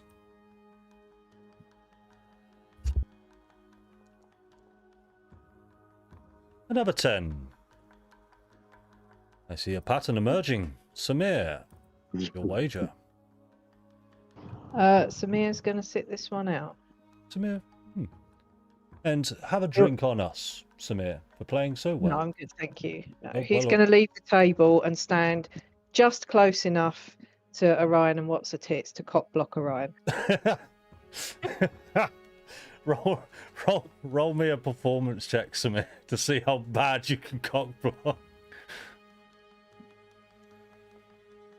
A Fuck natural me. 20. This, mate, Orion, this guy is killing your vibe, bro. This is I incredible. mean, he's played a whole round since I left, and I'm very fast. Ooh. So some fighting words. Neil, how much would you like to wager? I'm going to sort of make hard eye contact with Weft. Oh, Like 101. 101 gold, sirs. We are getting Should've went frisky all in. tonight. Roll your 2 dice, and I hope they go well.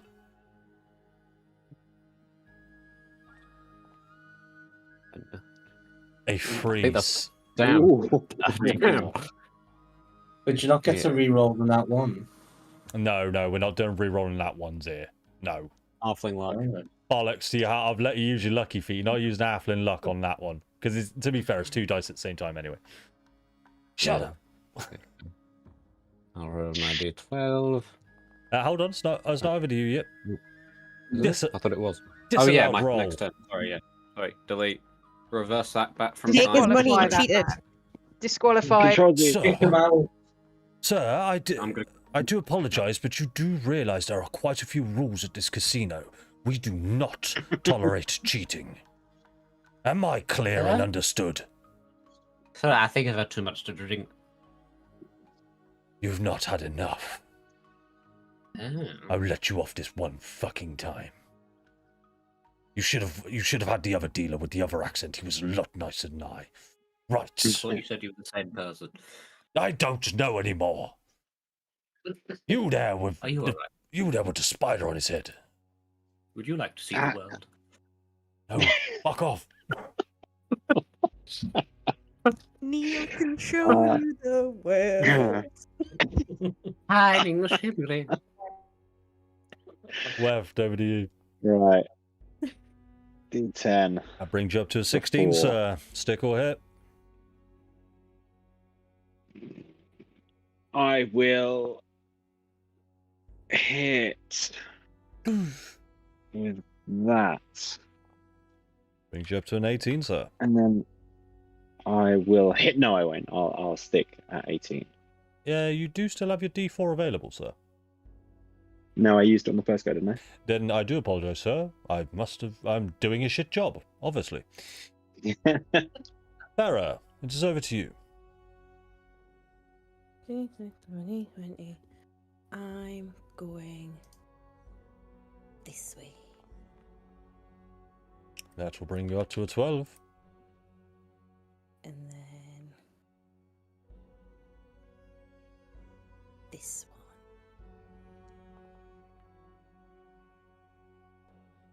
15. And then fuck me, I'm gonna go bust again. You most certainly are not. You are on an 18. 18 is the number that the dealer will stand on, should he roll it. If he rolls over, you will lose your money. Just to make it clear, would you like to hit or stick? Well, I've only got my D4 left, so we're gonna risk it and hope for a 3. Come on. 5% chance to lose. Oh. 21. Very good rolling. Yes. Edith, it is over to you. Okay. Just calling it 21 can still be a push if the dealer gets 21. Just saying. It's a 6. That'll bring you to a 16. D6. 19. 19. 50-50 chance of going bust. He's taking Didn't it. go bust. 20. I assume you'd like to stand there, sir. Miss, I Yeah. do apologize. Fuck. Don't sue me. I could lose my job. My family, they need to eat. I need this job. Please! I'll let you know. Thank you. Neil, it's over to you. Very sorry for what happened last turn. You should be. Yeah, no, I'm deeply sorry. That's. Yeah. Oh god, that was gonna. Oh, come on. You are now up to a 4, sir. It's not with me this time.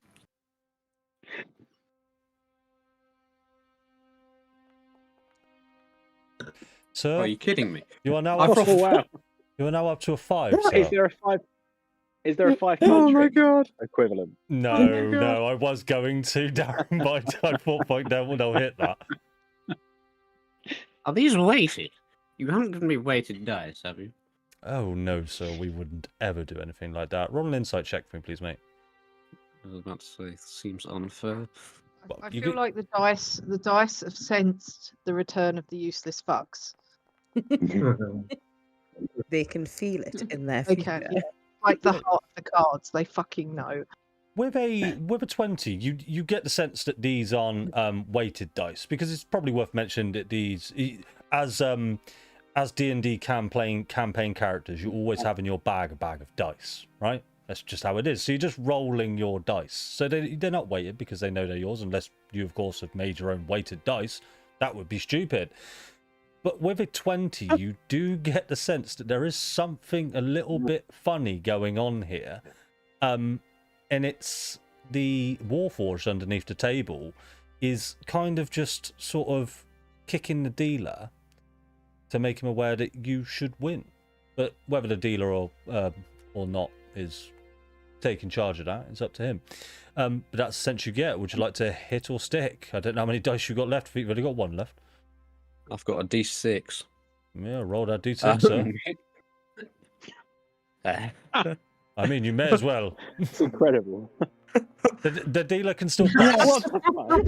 Yes! Confirmed. Theory confirmed. Holy shit, sir. I think this is a record. I don't think we've ever seen it. This is incredible. It's the lowest I score may have we've lost ever had. time.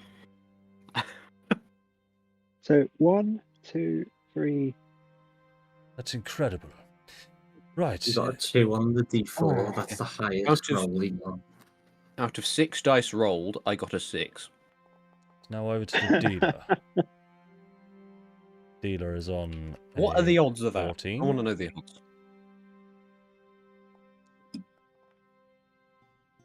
$19. Dealer stands on 19. Let's have a look. Oh, no. Weft, unfortunately, you damn. lose your 100 gold. Farah, you win a profit of 14 gold. Edith, you win a profit of 20 gold. Neil, he scoops your 101 gold. And I'll tell you what, he's going to flick the random 1 gold coin to you because his Warforged is quite fond of you.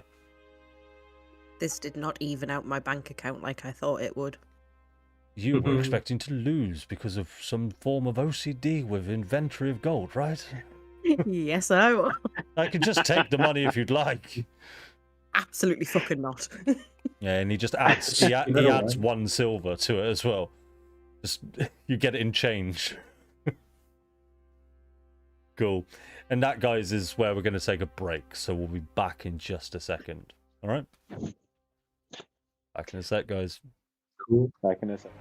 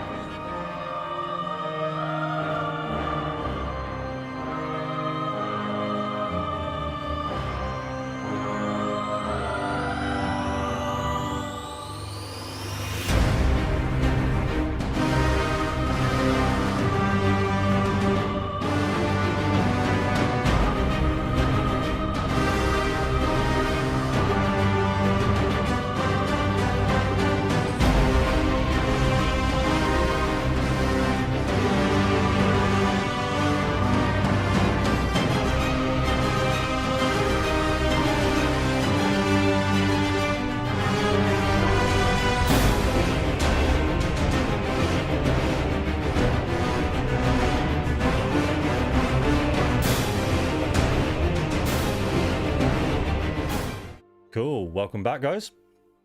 Right. Could you all do me a favor as this sort of merriment is going on? I assume you're all sort of eating and drinking. Could you all make me a Constitution saving throw for me, please? Unless you truthfully think that you won't be eating or drinking. Or drinking, I should say. Sammy would not be eating or drinking anything further. So go on then, remind me then, what did Samir eat in total? He just sucked the blood out of a steak. That was it. Suck the blood out of the steak. Okay, that's fine with me. So what? Sorry, what? As a recap, what happened before we play cards? All right, yeah. So this is a good shout. So Weft, when we moved into the tavern, just because everybody else, Weft did miss the start of this session. A round of drinks was ordered. A round of food was ordered. The food smells sublime in here. Okay, there's vegetables, there's breads. This place is different from anywhere you've seen in Barovia so far. They seemingly have everything. What was brought to your table was a large plate of just raw meat, as that's what everybody ordered. There is a small oven in front, like a little sort of Korean barbecue cooker, and you can place your meat onto it and cook it however you'd like, because she didn't really get the sense that any of you wanted raw or cooked meat. So she just brought you out everything. Selection of bread, vegetables, there's wine. I think Neil ordered some really strong liquor. So you tell me then, Weft, what do you think you would be eating and drinking? Whatever everybody else is eating and drinking. Cool. So I'll just be. So if other people are eating big chunks of meat, then Wef will be wanting to fit in and will be shoveling meat into his face. Awesome. What about drink? Exactly the same. Whatever is a mix of everything. Go ahead and a bit of everything in one glass. Go ahead and roll me a Constitution saving throw with disadvantage, only because I just want you to roll 2 dice, so I just get to see both dice. Cool.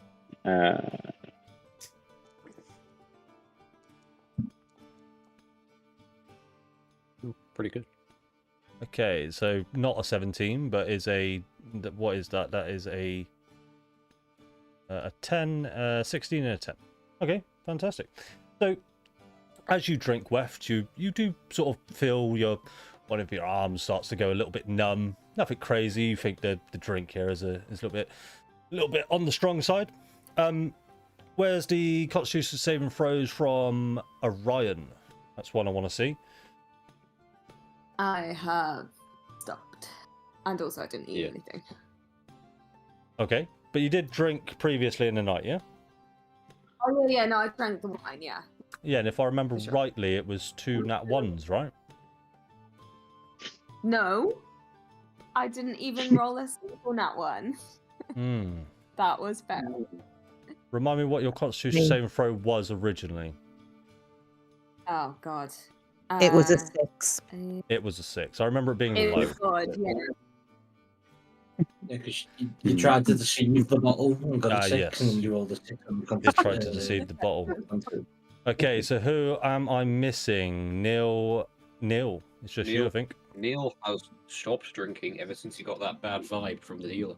And he just doesn't like him, so he's been put off a bit. It is worth mentioning to you all now that you are all starting to feel a little bit drunk at this point. Well, regardless of the amount of drink that you have consumed, you're all starting to feel a bit tipsy, some of you more than others. Neil, you are feeling drunk as shit, mind, because you ordered that fucking crazy stuff. You thought you was man enough, but you've had 1 shot so far. Are you sure you don't want another? There's Elizabeth. Elizabeth, the waiter, is looking at you like, really? You've had 1 shot? You gonna do another? Go on. Constitution saving throw with disadvantage, please. Oh god.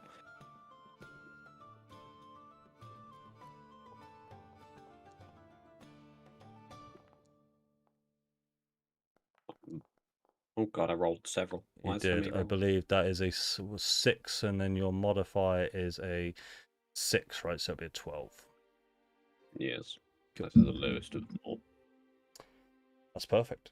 So you are what I feeling rolled up on the top. exceptionally drunk. You've been drunk before, I would presume. This feels different.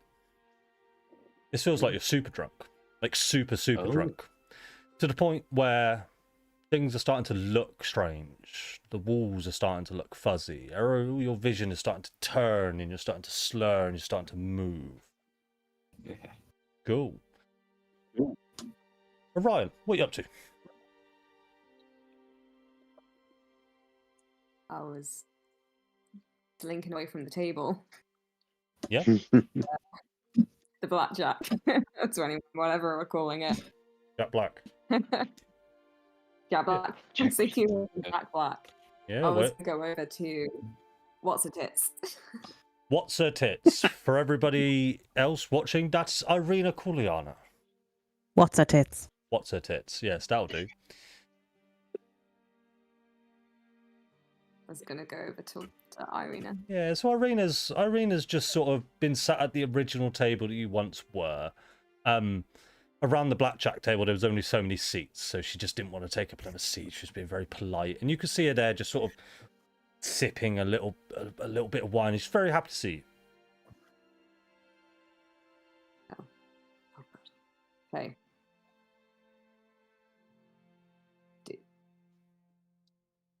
How are you then? Oh, sorry there, Kate. You broke up a little bit. Say it again. Why? Every time I speak. I know. Can you hear me? Yeah. How are you doing? I mean, I'm doing better. This has been a different sight, I should say, from what you have seen. I don't know about you, but I'm starting to feel a little bit woozy. I'm starting to feel a little bit more, I don't know, adventurous. I'm feeling a bit strange. Yeah, I feel. I know it's like to be drunk. I've not been drunk, have you? Yes, I've been drunk. In check. Go for it. I'm already rolling a deception. Ooh, it's good. What you rolled for insight? Let's go. Sorry, I'm on the wrong tab. There we go. Oh, why have all of my rolls tonight been trash? They have been trash. She's hardcore. So with that terrible insight, yeah, you get the sense that she's probably been drinking quite a bit. Seem a little bit crazy by it. You're like, ooh, quite cool. Do you wanna out of here for a little bit? You know what? I had the exact same idea. Are you up for something?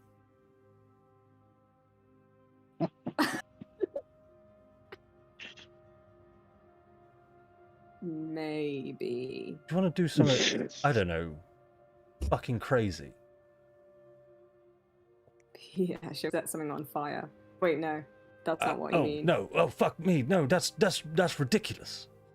I don't know if you noticed, but I certainly did.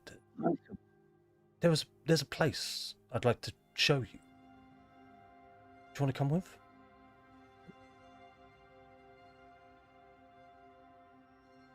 Okay, can I do an insight check to see if I trust her? I'm not gonna make you roll for that, because that's on you to decide if you trust her or not, or unless you're looking for any signs of betrayal, I guess. Any signs of deception. Is that what you're looking for? Yeah, Ill intention. Okay. All right. Yeah, like is she meaning like, yeah, let's go, it'll be great, or is she? Okay. Roll an insight check then. No, forget it. I Sure. I do trust her, so I'm drunk. So yeah, and also I don't know, I think Samir's coming this way, so we should probably. Yes. So in this moment, you see Samir swag walking over. What are you up to, Samir?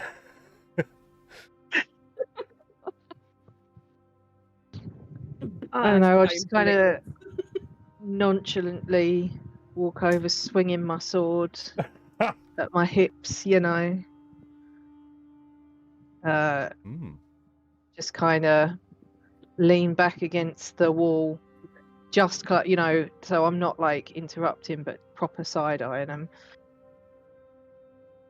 Hang on, I gotta make Irina roll something for this. Intimidation. Hey, what? Be like, hello, fellow young people. Irina will kind of. I mean, I've got to honour and that 20 at this point. Irina will. no. Oh, hello, Samir.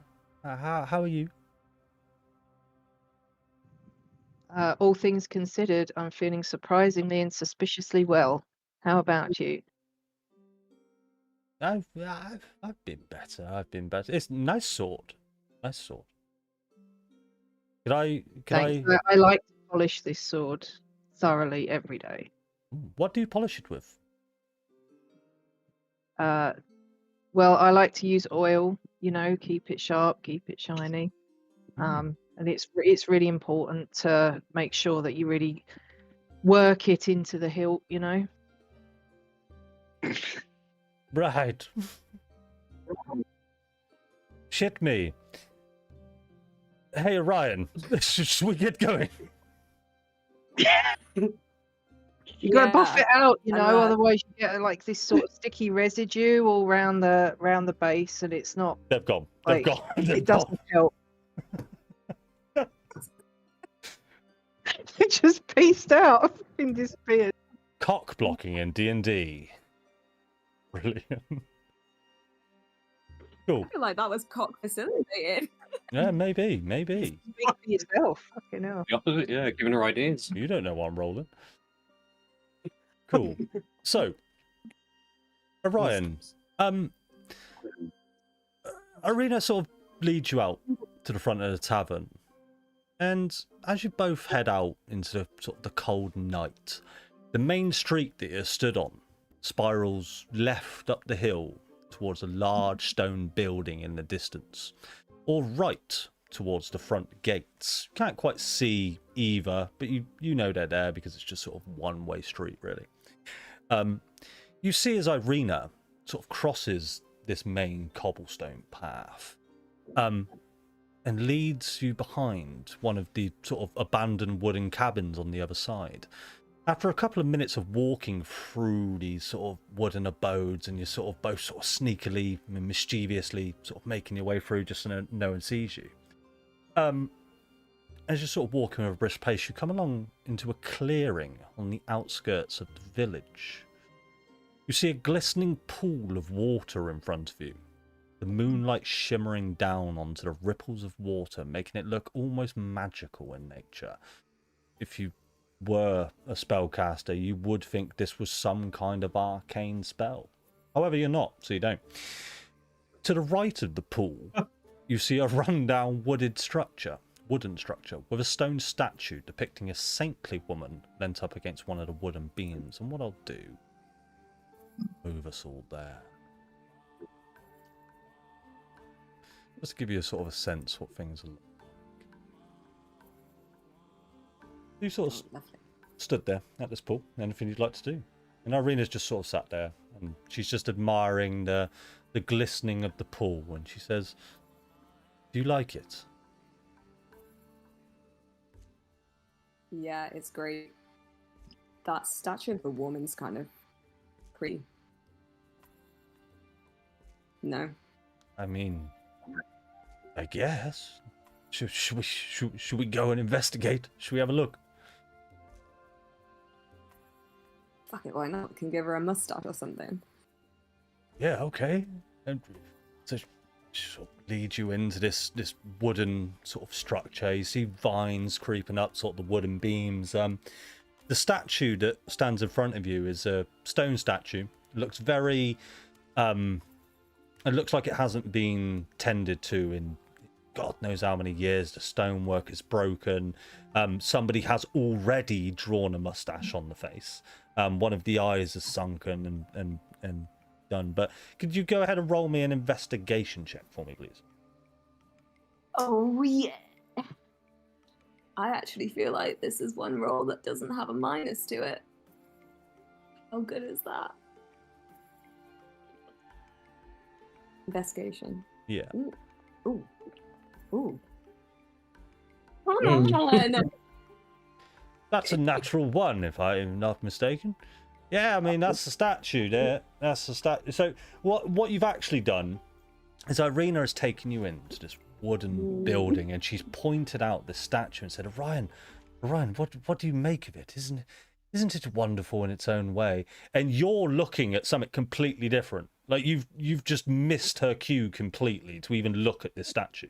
You've seen a butterfly and it's just flown off. Oh, you're not into statues, Orion? Not into. No, wait, what? Sorry, wasn't had something in my eye, I guess. So, you take a quick look at the statue, and just underneath the statue is all I'll give you. Is you do see a placard that says "Lost Souls Seeking Answers." That's all that's written. Oh, that's nice.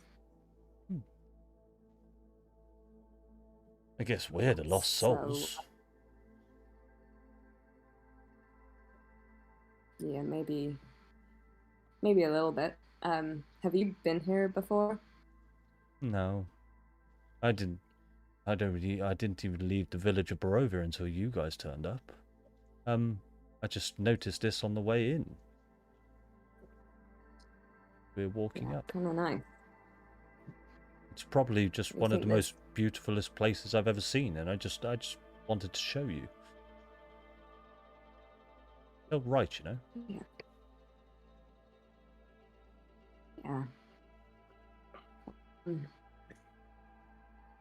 Yeah.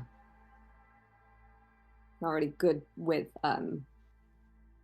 having conversations and things. I almost said some really stupid stuff to the others earlier. I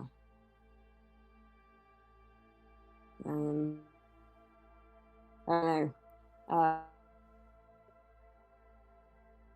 But I almost died today, you know. I know, I was there. And I've been thinking, yeah, it probably looked really shit. From my perspective, I know. Look, I need to apologize myself. We've been in quite a few fights, actually. Us. I was there at the Hag's Tower, and let's just say I was in a coma outside the tower because the DM forgot to move me and put me into initiative tracker. But the DM was very new back then. I was very useless at that Hag's Tower. I do apologize. And this fight, I felt useless. And she pulls out this sword that's in her hilt, sort of just swings it around. She goes, I don't even know how to use this. This armor it's ornamental. I think I'd be more of a burden to you if I were to try and fight. But I saw a way out, and that was to ask Cress for help, and they came. I hope that helped. I really do. Honestly, I think maybe you might have saved all of us. It was looking pretty hairy there for a second. So,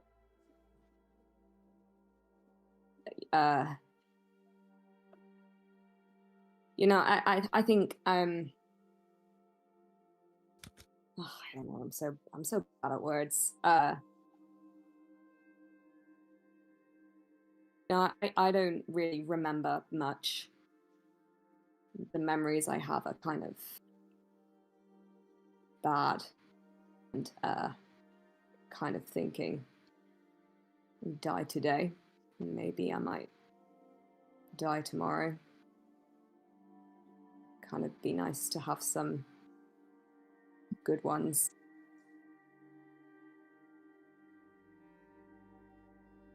Yeah, I get you. Oh God. And I'll go to Irina. I'll do it really sexily, you know. And she'll just kiss you. Oh, I'm gonna give her like a little. This is PG, guys. I want to do that thing where you like push the hair off the back of her neck and then give her a little neck kiss. And as you give her that kiss, it's a very nice I kiss. don't. You see as sort of Arena, I want to say pulls back, ends the kiss nicely. She doesn't go, but you see as Irina looks at you with a kind of a mischievous glance. She starts to sort of, and bear with me, starts to unbuckle her ornamental armor that she's been wearing the whole time. She reaches up and takes a clip out of her hair, and you see her hair blooms out around her shoulders and down her back. Quite longish hair, sort of coming to around her arm. Under her armor, she's wearing sort of a smooth, flowing white tunic, laced in gold lining. She gives you one more look with a smile, starts to wade into the glistening pool in front of you. Her face instantly turns to regret as the water is fucking freezing, but she withstands it, and she starts to get a lot more comfortable. She's just sort of wading in the middle of this pool, treading on the water, and she sort of beckons you in. Will you go in? So you guys. Fuck it, yeah. Why not? Cool. And with that, we will just cut back to the other group for just a second. We'll come back to that shortly. Cool. What's everybody else up to?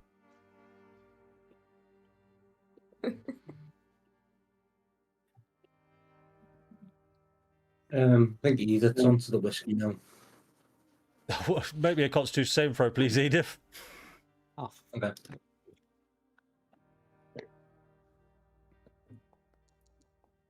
Oh, sorry. And this is before I actually saw you roll. Can you roll it with disadvantage now? Yeah. Ooh. Made it. Well, Edith,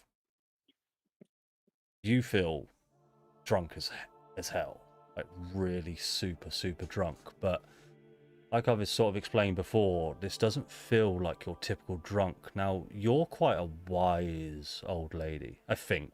I don't know. What's your wisdom score? Not. Oh, okay. Your wisdom is It's 6. Yeah. Shit. 6 wisdom and 9 intelligence. Okay, I'm going to say you're wise from experience, as you are an elderly lady, all right? As much as you don't take much of that wisdom in and can put it out, you do remember quite a few things. You remember being drunk. You remember a lot of things that you've drank. This feels nothing like you've ever felt before. That left arm that sort of went a bit numb, your right arm's gone a bit numb. Your legs start to go a bit numb. You start to feel nauseous. Very nauseous. And with that, make a perception check for me, please. Yeah. Perception. 13. You notice the tavern door sort of swing open. I was just rolling, you rolled that to see if you could roll higher than your passive perception, which is dog shit, by the way. I think you got like an 8. Yeah. So you see the tavern door open, and it's sort of brisk breeze of cold comes in. So you do notice it, and there's a gentleman there in sort of a hooded robe. He comes in, looks quite ominous, to be honest, but brings down his hood, and he walks up to you, says, "Hello there. Are you Edith?" Yeah.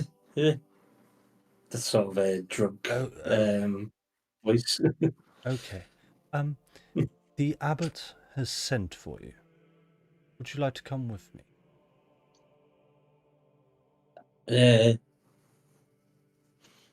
She'll follow along if he turns around and shows the way. I'm also looking for Neil. And she'll point over, he will point over to you, Neil. Neil, the abbot has sent for you. Would you care to come with me? And I bring the Warforged. He just wants to see the world.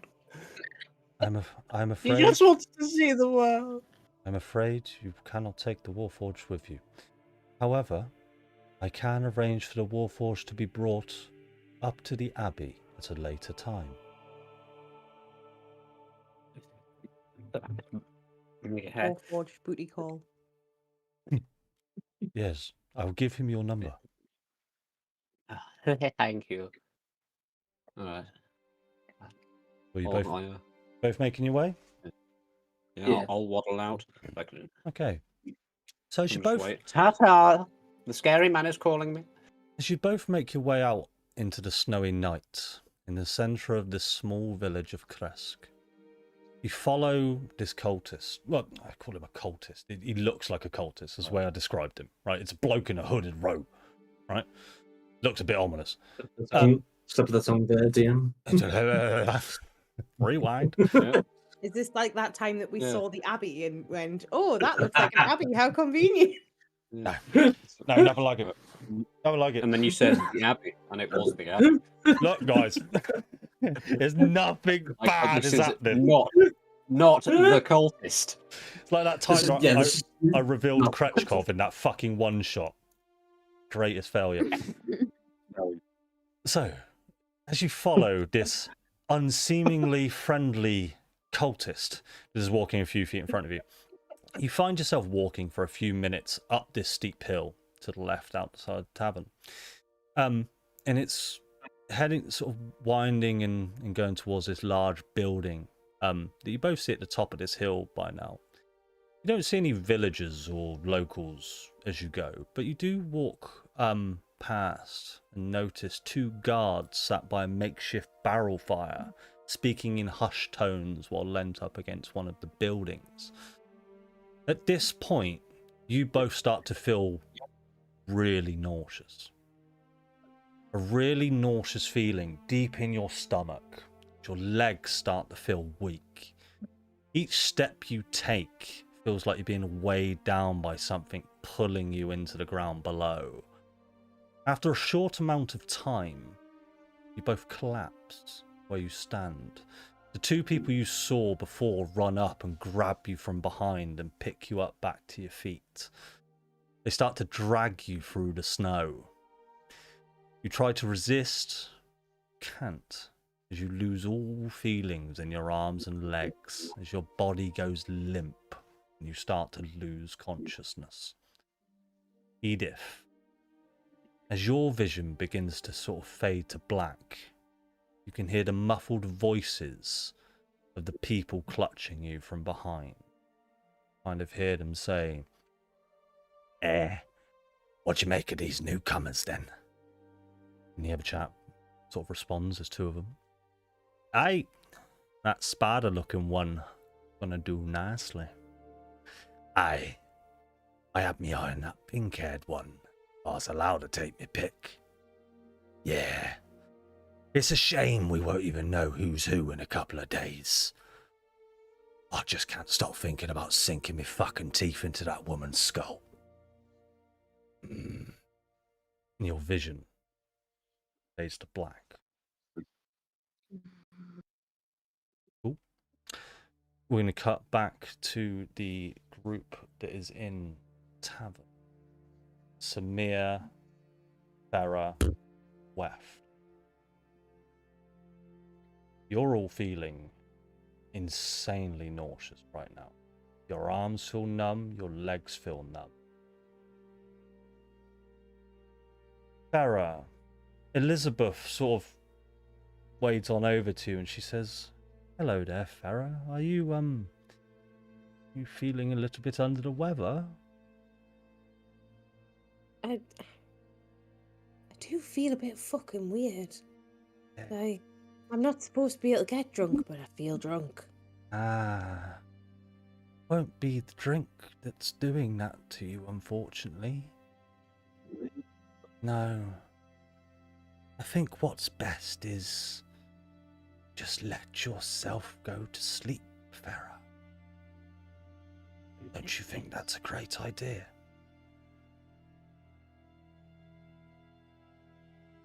Don't know.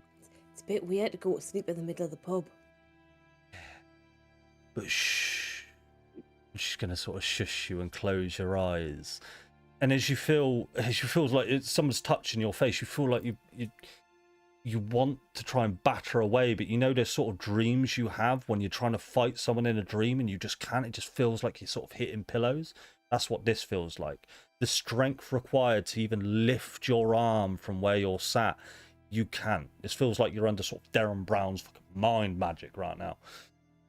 Samir, you're also feeling massive system failure. Dear me.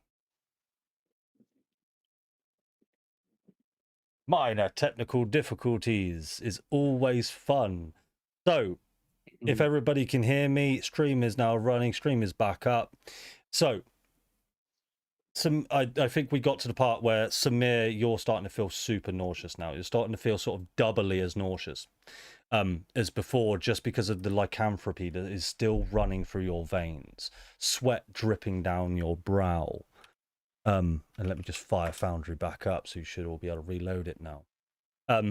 You also start to go limp and start to lose consciousness of where you currently are.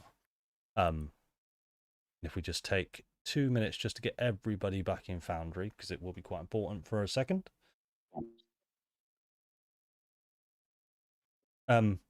Weft, running through your mind right now as your body is just sort of falling limp where you currently are. Do you think you'd be sat down or think you'd be stood up?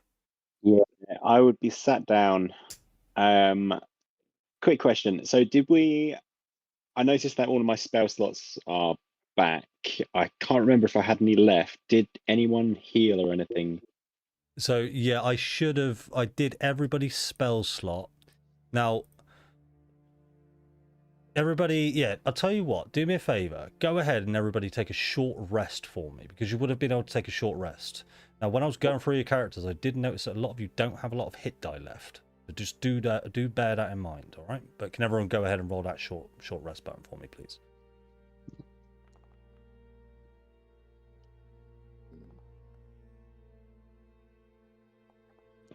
Sorry. I mean, I had one left. But... Yeah, I don't think a lot of you had a lot of hit die left. I did roll Shouldn't the I have a max level of I could on my exhaustion hit as die. well? You still you should still do have a level of exhaustion because of your rage. Yeah, I've just put it on there. If for some reason it went off, must have been when you updated it from D&D Yeah. Beyond. Yeah, I lost mine as well. I had to put mine back on. Okay. Orion, can you do me a favor and put your level of exhaustion back on? Don't worry too much about it, just for now. I think it's still on there. Wow, a 4. Okay. Okay. Whoa. Exhausted Andrew. Okay. So, Yeah. as you guys start to fall limp and then suddenly you go, ooh, short rest is in order, have a little cup of tea. Doesn't stop the effects, unfortunately. I'm just going to say during this, we've been here a few hours now, sort of fucking around, playing blackjack, having a chat at the tables, having a drink and some eating. It does appear that what you were eating, what you were drinking, Weft, you get the impression is poisoned. And by now, as you start to lose consciousness, you can see every single person in this tavern is staring directly at you and your group. They're just sort of waiting, waiting for you to fall. Is there anything you'd like to do in your final few moments? I would like to revert. I would imagine if everybody's looking at me, I would want to be as small as possible. And so I imagine if I have the mental facilities to, as I'm falling unconscious, to wild shape into a tiny spider. Think about this, because I thought about spells at this point. But let me think about wild shape. Does anyone know if wild shape requires somatic components? No, I don't believe it does. No, I think it just do it. Just does It's it, not doesn't it? Okay, then Yeah. I'm going to allow it at this point, because if semantic, but you're barely able to lift your hands, lift your legs, but within you, I'm going to say your wild shapes come from within you. You can muster that strength. So, tiny spider, I assume? The tiny spider, yeah. Tiny spider. All right. Yeah. Cool. Frick. You're not having all of us. I fucking hate druids. It's fine. Cool. We're gonna cut back from you guys, or if there's anything as you guys start to lose consciousness. Samir, Farah, is there anything that you'd like to do in your final few moments? No. Samir? No, probably just curse very loudly as I drop to the floor. Fuck! Yeah, I like it. Essentially, yes. Cool. Okay, we're gonna cut back to Orion and Irina at the shrine. And just bear with me a second. I need to open my little notes. My little notes. Your notes. Oh, mate, I have notes. So Oh, Orion, big man with his. Orion, remind me, you were going to step into the water with Irina, is that right? Oh, getting in the water. Cool. So, as you step into the Okay. water, you sort of dip your feet in. Out of interest, because this does kind of matter. Are you going in fully clothed? He'll take his shoes off. But yeah. Your getting naked, your yeah. lovely pair of shoes, is that right? I'll give them a little as I put them down. Oh, the shoes are off. I'm gonna be fuming. I'm coming for him. This has just been a massive ploy to get you to take shoes off. Ryan, as you step into the water, you don't feel cold. You feel the most beautiful water flowing through your lower body as you sort of just wade in deeper. The temperature too feels like a kind of a hot spring. It's very comforting until the water reaches your nuts. Then you sort of get this sudden cold shock and you have to go, ooh. But then it just quiets down. I mean, it's kind of more because I really don't understand. So that sort of dies down after a couple of seconds. Alright. You look down at your arms and the various wounds that you sustained in the battle just a few hours ago. They're starting to heal. The exhaustion that you were previously feeling starts to dissipate. The draining and the cursed feeling you were feeling previously after being bitten by the werewolves just seems to expel from your body out into the water. You haven't felt this good in years. You feel invigorated. And can you go ahead and take a long rest for me, please? And remove your level of... Sorry, Adam? My bad reference. Carry. Alright.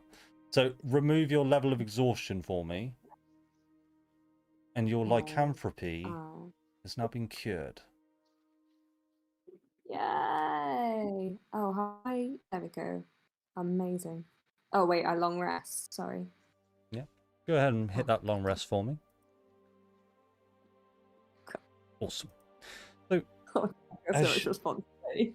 as you're wading in the water, it starts to get very, very deep. Up to the point where you sort of reach Irina, you can no longer feel the bottom anymore. And you're needing to sort of tread water very lightly. Irina reaches out to you and takes both of your hands. Just spends a few seconds staring at you.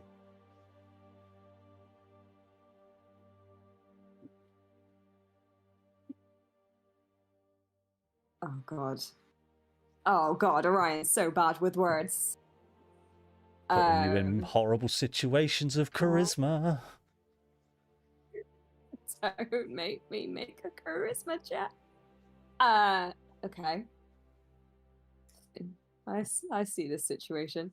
I will, I'll take her hands, and I'm just gonna move my hand up to her elbows, and I just wanna guide her, not forcefully, like gently, back against the side of the pool. Yeah, she's following you.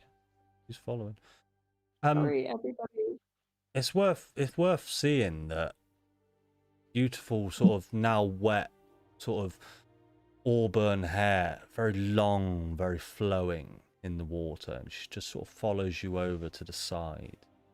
And she's just kind of looking longingly into your eyes, and she'll say, Orion, I haven't met someone like you ever. I kind of feel a sense of comfort when I'm with you. And that feeling is addicting. I don't want to ever let go of that feeling. I'm sorry if this feeling isn't mutual, but I really do kind of like you.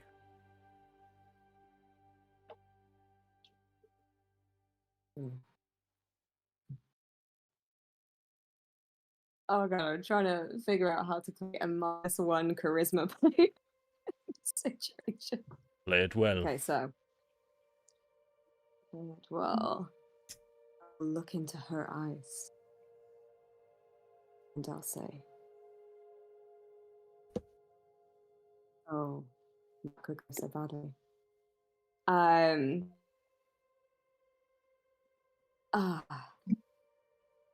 God,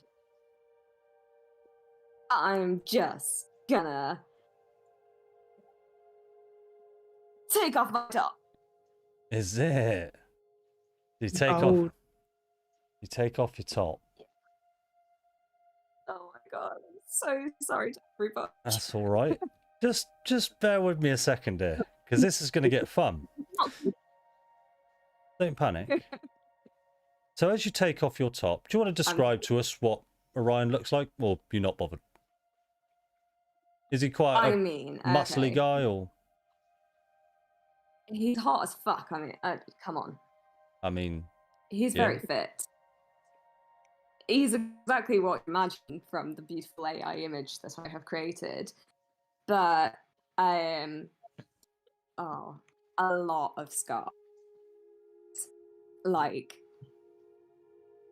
very, not like similar scars to what Azera's had, I would say, like battle scars, like very surgical scars, kind of everywhere. I guess I'll take the top off. Just drop it, because fuck who needs that. And just look like the most tiny little bit uncertain for a second, like not sure how she's going to react. But also he has an 8-pack, you know, because he does a lot of prep. I like it. So as you do that, you're very much intently staring at Irina's face. And you can see that by you taking your top off, very welcoming. But suddenly, Irina's facial expressions start to change. Oh my god. Oh my god. Where she was very close to you. And in the meantime, Kretschkov is over there running a fight, like doing a shit in your shoe. Just saying. You can ignore him. So Irina's facial expression starts to change. Where she was close to you before and you were holding onto her elbows, she's lets go and just wades back into the water. Her eyes go bright. Her eyes go wide. You suddenly start to feel this sense of euphoricness. It will start with a good feeling. The sense of this warmth pool starts to emanate into this cold, freezing spike. You start to get flashing memories start coming back, ones that are just confusing. You don't feel like they're your memories anymore. Irina starts to panic. She steps rapidly back from you a few steps, almost losing her footing as she does so. And she looks you dead in the eyes and she says, "Who the fuck are you?" And that's where we'll cut away from that scene. We'll go back to the main group. And let me just get my foundry back up together. God almighty. We'll go back to the main group. Samir, Farah, and Weft. Weft, you kind of regain consciousness for a second. And the last thought you had was you completely shrinking down into this small, tiny spider. But now you've regained consciousness. Doesn't feel like you're at their scale anymore. Feels like you're back at your human scale. Something's going on. As you sort of wake up, just slightly, your head is spinning, your vision is blurred. You see in front of you this large, ornate building. You're coming up the entrance, and you're currently being dragged by some form of creature behind you that you can't quite see, but you can feel their very tight grasp on you. Samir, as you sort of awaken from this unconsciousness state, this large building, lights in the windows. Farah, you kind of start to gain a little bit of consciousness. You can hear howls and screams of creatures in the distance. Machines turning, machines and writhing and scratching and ripping flesh from bone. Screams can be heard out across the night sky. Surprised you didn't hear them as you were walking into Kresk this day. And you will suddenly lose consciousness again until a flash back up. All are presented. This, and if you just bear with me a second.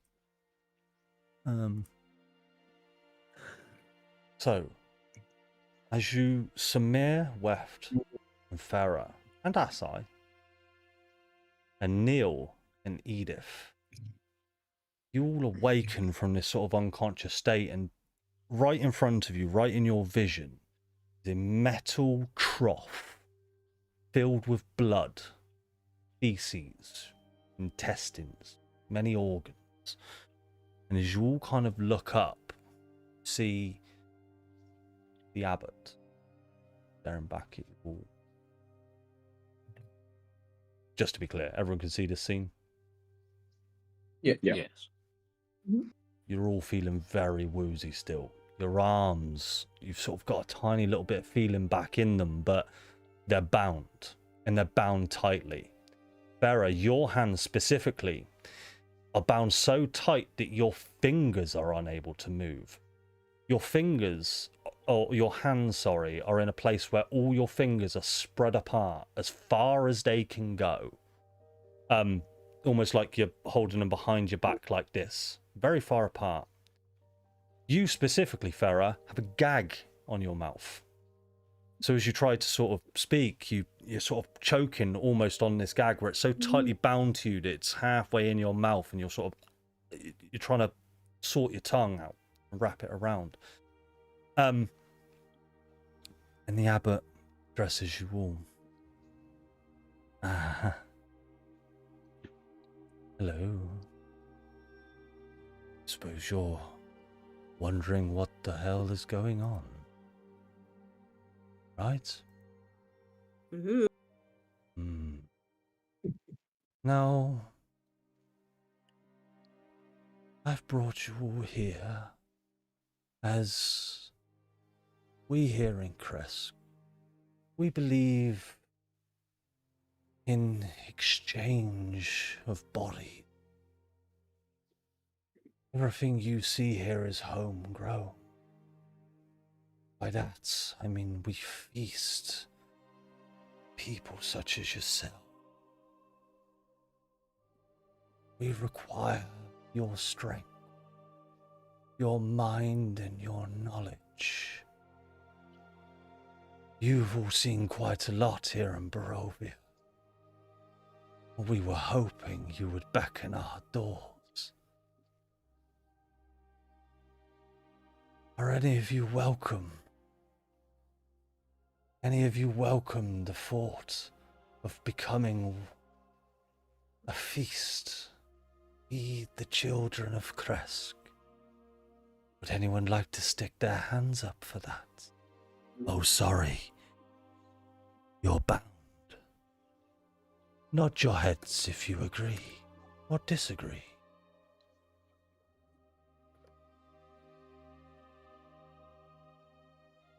Right.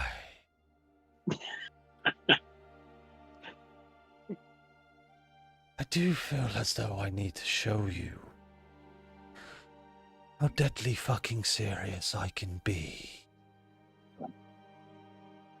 He's gonna wave his hand just to the center of the room you're in as well. It's a very large, ornate room.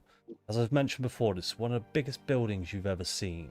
And as you're walking up, you sort of saw the largest of these chambers, and this is the chamber that you can assume you're in. A large, great hall. On the sides of the walls are sort of large ornate tapestries depicting devil-like creatures and demon-like figures. There's an altar in front of you, sort of just past the abbot. On their skulls, bones that seemingly human-like. You can hear people behind you sort of scuffling around. The perceptive amongst you would see maybe 2 or 3 people sort of walking, pacing back and forth with robes.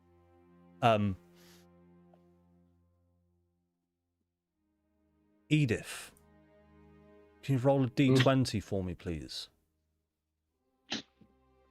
Is this an ability check, or is this just a... This is a for the d20. sake of it? Okay. Neil, can you roll a d20 for me, please? Weft, can you roll a d20 for me, please? Can I re-roll? You can't re-roll this, I'm afraid, mate. Okay, got This isn't an ability check or a saving throw. it. Neil, you feel a hand placed onto your shoulders and a blade thrust into your back and another blade across your throat. As your throat is slit open, and in your groggy state you feel just the blood creeping down onto your chest. And where you're positioned, they kick the back of your legs, push you forward, so your blood starts to drain into the trough that you see in front of you. The rest of you see this. Adam, Neil, in your final few moments, what are your last words or thoughts?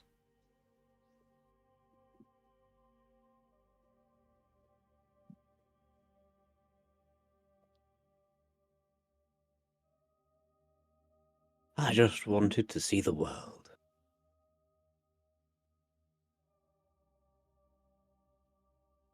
I'm so sorry, but you will see the world vicariously through the locals of Kresk. Don't worry. We won't waste a drop. We won't waste a single piece of flesh or bone.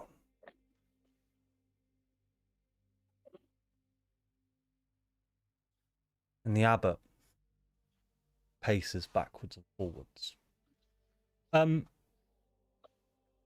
You will all notice at this point that all your equipment seems to be missing.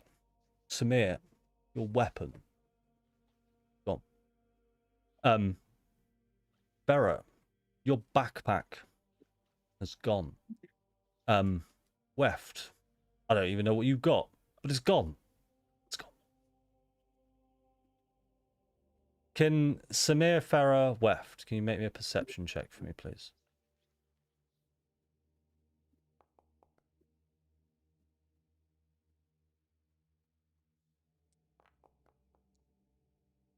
We're all blind. What are all blind? However, what I will point out is the large ornate windows that are at the front of this chapel, all around. What I'll point out. With an 11 Weft, you do see a pile of your equipment just off and to the right of where the abbot is.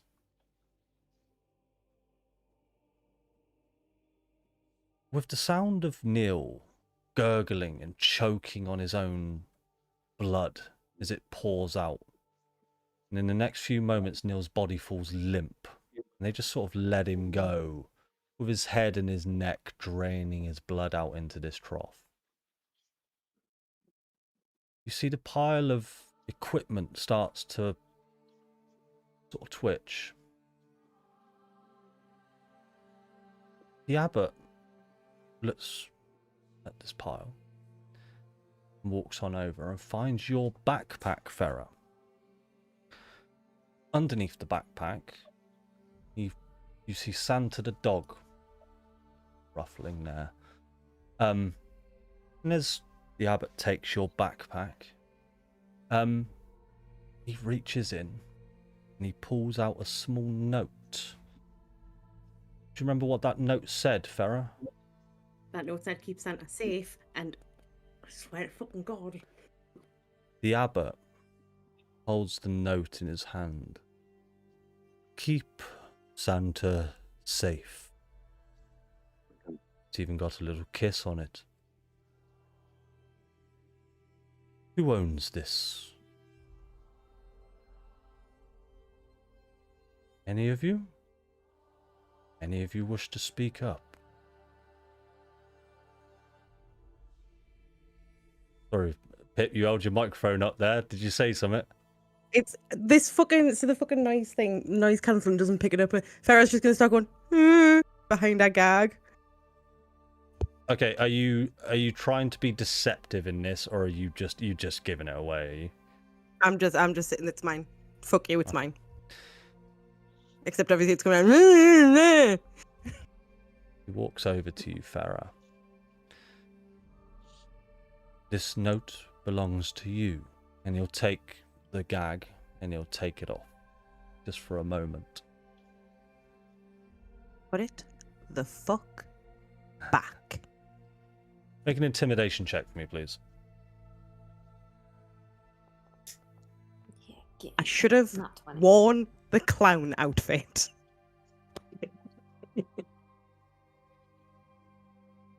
The abbot will lean down to you, face first, and he'll say, "Ooh, what's this?" And he'll press the button. Oh, that's interesting. Didn't expect that. You look like a clown. I like it. However,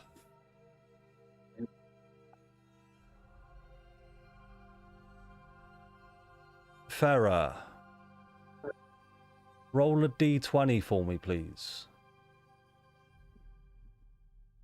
Now is not the time for that one.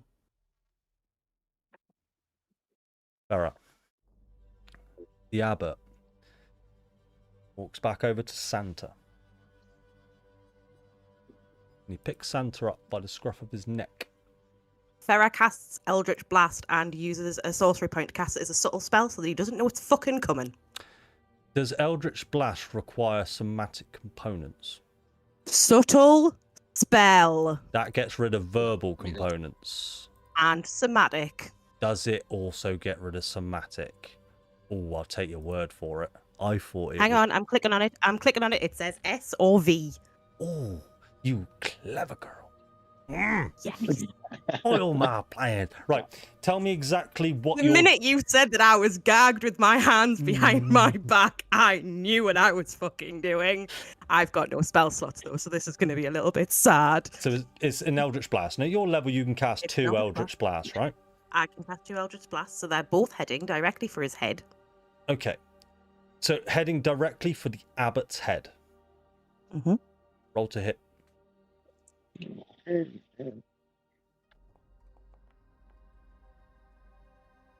24. The first hits. 7 points of damage. Go for the second Eldritch. Oh no, it does. 17 hits. Roll for damage. 6. Do you want to describe the 2 Eldritch Blasts as they smash into the abbot? I can pick up from you. So, as he picks Santa up, they just obviously my hands are tied behind my back. I assume did he leave the gag off? Yes. Yeah, the gag's currently still off. Okay. So I still don't say anything because subtle spell. But I just I smile really wide at him because he's made a terrible mistake. And then sort of directly in front of me, kind of out of nowhere, these two just little balls of energy just kind of appear and start twisting and forming. And then just shoot and kind of hit him straight in like the side of the head, as though it's probably like someone's flicked him in the side of the head, but they just kind of shoot straight off directly into him. Yeah, so sorry, just for my benefit, because you glossed over a detail that I really wanted you to explain. So typically an Eldritch Blast is cast from your hands, right? But because you have used Subtle Spell, you don't technically need your hands. Normally you would use Subtle Spell to get rid of your verbal components, but because you also need to get rid of your semantic components, where does your Eldritch Blast come from? It comes from that godforsaken hole/weird scar in my stomach. Fucking Iron Man. That's cool. I love it. So these two Eldritch Blasts just... One appears to be going wide, the other one is sort of dead on, but they both meet their target. You can tell that the abbot did not expect this. And as much as you think they didn't do a lot of damage, you have scarred his face with these eldritch markings. Purple veins have appeared on the side of the eldritch's face, because the DM did not expect you to be able to do that. His eyes, once bright blue, turn to you. And then Put now... the dog down. Roll me one last intimidation check for me, please. I swear to God. I'm just saying this DC is massive. This is an 8. Oh. He will look at you deep in the eyes with the dog, Santa, by the scruff of his neck. And he will take Santa. He will take Santa's head. Please don't kill my dog. And he will pull the head from the body of the dog. So as he does, you hear these faint howls as he does, but the head detaches from the body, the sinew, the flesh, and the blood starts to appear. The howls of the dog don't last too long, they last about a couple of seconds, but to you, Ferret, it feels like it lasts a lifetime. And the rest of you, the ones that can bear to look, the abbot slings the body of Santa to the floor.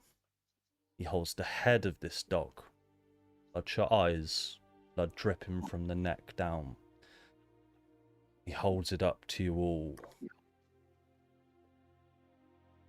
And he just holds it above his head, starts to drink the blood that is flowing from the skull. Small dog. He starts to bite it, starts to chew it, and he starts to savor it.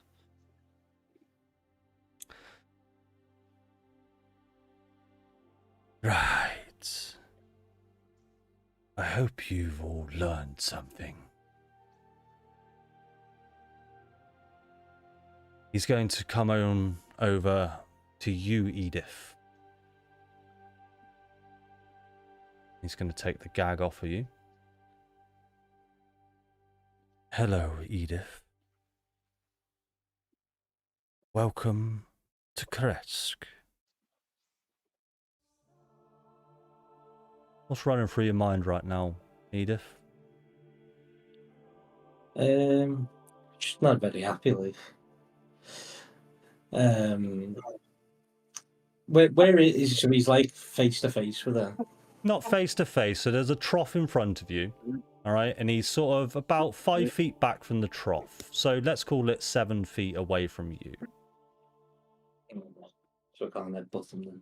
You can't headbutt him. I mean, obviously, yeah, she'd be, very distraught seeing Neil die, and also just very, very angry. Yeah, so next to you is the body of your grandson. The blood's still flowing out. It's strange how much blood exists in a humanoid creature. The slit was quite large on Nil's throat. It's not gushing out, but it's sort of like a tap that's been on, sort of left on. A few moments go by and the blood does start to stop dripping. And the abbot walks up to you. You're a special case. And he'll signal his hand over to, again, one of the cultists. And he'll move up behind you, Edith. Place her arms on your shoulders. And you feel your bind. Where? Sorry, Wef, go on. Sorry, can I just ask? So, whereabouts is the abbot in relation to us and the pit? So he's in between the pit and us. Correct. It's less of a pit, How- more of a cow's trough. Okay, so it's not in the floor. It's kind of raised, is it? Yeah, it's like just a standing metal trough. Ah, fuck it, it'll work anyway. Can I attempt to use telekinetic shove and push him backwards into the shitty trough? Does it require somatic components or verbal components? No, it's completely. It's all in my mind. Don't even Okay. have to make it obvious that it's me. Okay. So who are you exactly trying to telekinetic shove? The abbot. I want to push him into the shit. Okay. You want to push him into the trough? Yes, please. It is a very narrow trough. So let me explain the trough a little bit more, just so you can make a choice. I'll tell you what. Just 2 seconds. So Edith. You feel the arms on your shoulders, and you feel the binds behind your back. Your hands are now free, but they are being restrained by someone behind you. The binds that were holding you are now free. Now, this trough that is in front of you is just like a horse's trough that you would place somewhere, right? Out into a field, much like you'd see horses drink out from. You can see that it's not affixed to the floor at all. It's probably about 30 foot in length, 1 foot depth, and probably about 3 foot high. You're all sort of kneeling over it, like a urinal at a gent's bathroom. Yeah, it's that kind of deal. So with that in mind, Darren, what would you like to do?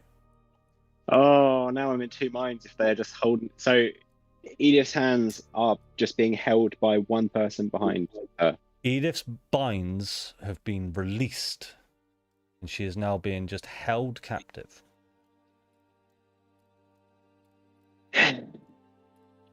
I will shove her captor instead. Shove her captor. All right. Can you just remind me what kind of saving throw that requires? It is a strength saving throw, DC 15. I can click it, I think. You can click it. And you're doing that on the cultist that is holding it. Because, let's face it, they're cultists. Yeah. DC 15. You just... What is your modifier, sir? Unfortunately, Darren, that's a natural 20. Oh my god. Do apologise. God, I'm rolling well tonight. So, in your mind then, so does anything happen if they save just quickly? No, it's... So, no. Yeah, so as much as your mind, you try to connect with this cultist, and you do start to sort of see their robes, this long flowing robe start to wisp in the air as your telekinetic powers seem to take hold, but you just can't quite find that sort of strength in your own wisdom to really put any grip on them, and they lurch over to you and they hold you tightly, Edith, behind them. The abbot will say to you, "You're a special case, Edith. I do believe Strahd wants a word with you. Take her away." That fucker want. So I was just going to ask, as you are taken away, is there any action that you would like to do, or any last words or final moments? I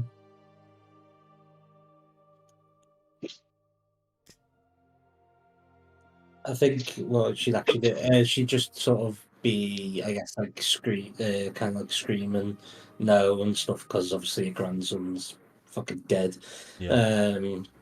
And just sort of like trying to resist against it, but like I'm not going to bother rolling because I'm assuming she's a bitch dragon. You can attempt to make a contested athletics if you wish. If you truly are resisting this person's grasp, it's within your right to do so.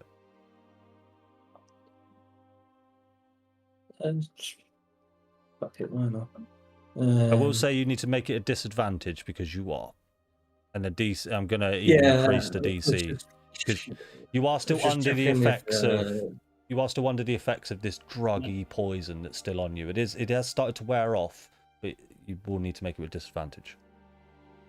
I'm just checking if I get advantage on it, so it'd be a straight roll or not. Only if you're raging, buddy. Is it only raging? Okay. Only if you're raging. I'm not going to give. Well, it is a bonus action to rage. There's a question that I used. I'm pretty sure I used 3 rages last thingy. We've leveled up, so I get an extra one, but I don't know if you're going to give me that. Like, I don't know. Yeah, you short rested anyway, bud. It's long rest. Oh, barbarian rage. You sure? It says with me a long rest. Well, I'll happily take them back if you want. Adam. Yes. Is it a short rest or a long rest for barbarian rage? Hey, the quiz ended last week. Yeah, true. All right, let's go with what it says on the sheet. I was adamant it was a short rest. I'm going to say for now you cannot rage, because technically the level up hasn't taken effect until you take a long rest. Technically, the only person here who is level 6 is Orion. So, makes sense? You happy with that ruling? Yeah. Yeah, no worries. Cool. So if you would like to resist a contested athletics check with disadvantage, that's a nat 1. I'm going to take your first 2 rolls there, Bob. Yeah, I get to re-roll that one. So you it's get an to 8 re-roll that plus 6. 16. 16. Cool. Now we got a game on our hands.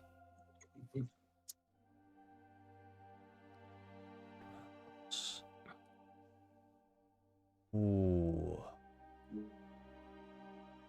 I tell you what. Oh, do I be a cock? Do I be a cock? No, I won't do it. I'll tell you what I was about to do. I was about to silvery barbs it, but I won't. Yeah, the abbot's got silvery barbs. I'm not that. I'm not that kind of DM. Would do it. I'm not that kind of DM. I didn't mean to give him silvery barbs. I just thought if it ever came up that I could do it in like an innocent situation, would make me piss myself. Okay. You do manage to resist. You manage to. He's got both your hands behind your back, and you manage to slip one arm.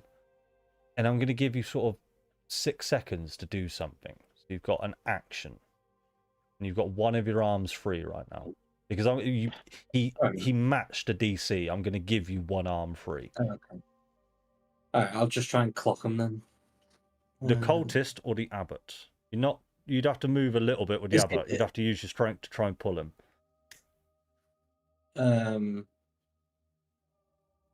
Like, would I have to make more ability checks to try and get close to the abbot? I'm going to say because the DC was matched, you were able to slip the grasp from the cultist. But I am going to say that because it was so close, I'm going to ask for another straight strength roll if you wish to pull the cultist 7 feet over to the abbot, or you can clock the cultist without making an ability check. Up to you. Can I possibly use shove again? Has there been enough time? No, not during this moment. I'm going to take your teleconnect shove as your action during this tiny amount of time. I'll just go for the cultist then. Just go for the cultist. Roll a hit, buddy. Yeah. Do me a favour. Hang on, just bear with me because I didn't expect any of you to actually beat people up. So I do just need to actually give him some AC. Okay. Right, go ahead. Do you want me to you want me to target one or anything, or just roll straight from the character sheet? Target this one. I'm going to move him in front of you. I wouldn't have my tings, would I? Me knuckle dusters. No, you would not. It would just be a straight unarmed strike. I do believe you have Yeah, Tavern Brawler, do you not? strike. I do. Hmm. What does Tavern Brawler actually give me? I believe it gives you an extra attack as a bonus action, if my memory serves me correctly. When you hit a creature with an armed strike or improvised weapon, you can use a bonus action to attempt to grapple the target. Yeah. Yeah. All right. I guess I can try and grapple them back. Go ahead and make your unarmed strike first. That's going to hit. Roll damage. 4 damage as you sock this guy straight in the face. Do you wish to attempt to grapple? You are a Tavern Brawler. Yeah, sure. Why not? Fuck it. Roll me an athletics check, please, mate. This would be at disadvantage, wouldn't it? No, it'd be a straight roll now. Because no, yeah, Would sorry. it? Okay. Yes, sorry, it would be because you're still under the effects of this poison. So yes, please roll that again. Yes. Ooh, You another re-roll one, that. which gets re-rolled. Yeah, I like it. Is it doing it for you automatically? Is it? Quite cool. Yeah, it does automatically. Okay. So that's an 11. Yeah, he rolled a 16 on the dice, mate, with no modifier. So yeah, you do not manage to grapple him. He is going to attempt to grapple you back, though, just quickly with his turn. So just roll me another contested athletics. This is silly, but he's rolled super high. What's your modifier? He rolled it anyway. Oh, sorry. Do you want me to do another No, one? no. Yes, I just wanted a high pass roll. Oh, okay. 19. Yeah, unfortunately, he didn't get it. He rolled a 19 on the die with a +3 mod. He's got you grappled again, and with that, they are going to move you out of the chamber. They're going to sort of just pull you backwards. And again, Edith, any final moments or final words as you're moved out? Again, so thematically at this point it'd be resistance. I'm assuming that bit's resolved, but so yeah, thematically it'd just be like trying to pull back and kicking out and stuff. And let's say for yeah, brevity, just he kinda like- pulls you out. Yeah. yeah. But yeah, it's just kind of like screaming like "get off me," like so on, that kind of vibe. Amazing. Thank you, Edith. Farah, what's going through your mind? What are your thoughts right now? Is in shock. Farah hates the voice in the sky.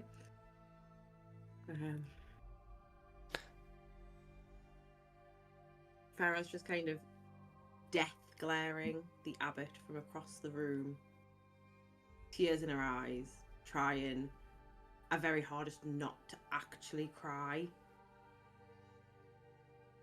but just like sheer like shooting daggers at him across the room as she processes and attempts to formulate some kind of way out of this shit. Love it. Samir, going through your mind right now. Is Samir gagged as well? You're currently gagged, yeah. Hands bound. Feeling hopeless, feeling weak.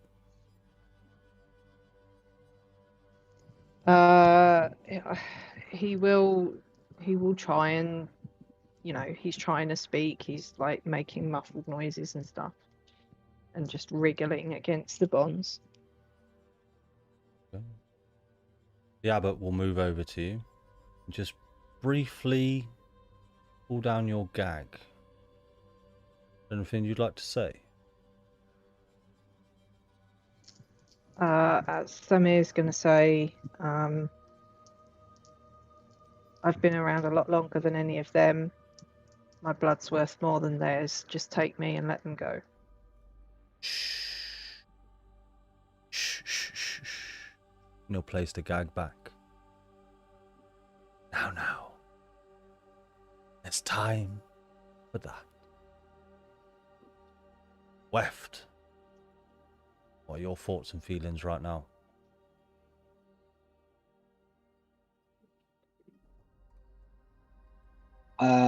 Left is desperately trying to find a way out for everyone.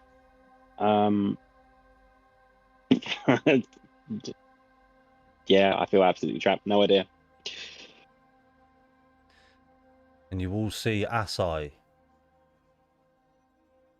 just loving life, pretty happy with himself. Asai, no, This kind of situation suits Asai down to the fucking ground. he's loving it. Asai, if I know Jim would be pretty distraught in this situation. And with that thought, I think you all get the sort of this odd sense, this odd brief sense, deja vu. Like you've been here before. You think back to the time that you were all lined up with Strahd von Zarovich in the centre of Vallaki, but doesn't seem to fit. Get a different sense of deja vu, one like you've been in this exact situation before, that you've seen these events play out in the exact same way. Samir, you feel like you've seen in a dream recently of 2 eldritch blasts hitting the abbot's face. Farah, you feel like you've known Edith a long time, and just that short burst of seeing Edith block a cultist in the back of the head. It's an odd feeling. I'm going to cut away from you guys. Actually, no, just before we do, Weft, Farah, and Samir, can you make a perception check for me, please?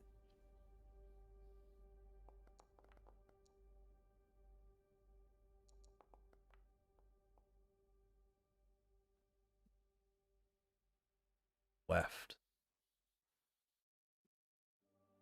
You see through the windows of this large room suddenly start to darken, start to glow.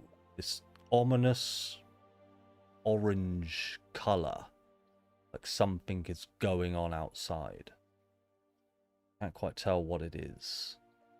Farah, with a 14, you see some sort of eminent glow. Can you roll me an Arcana check for me, please, Farah?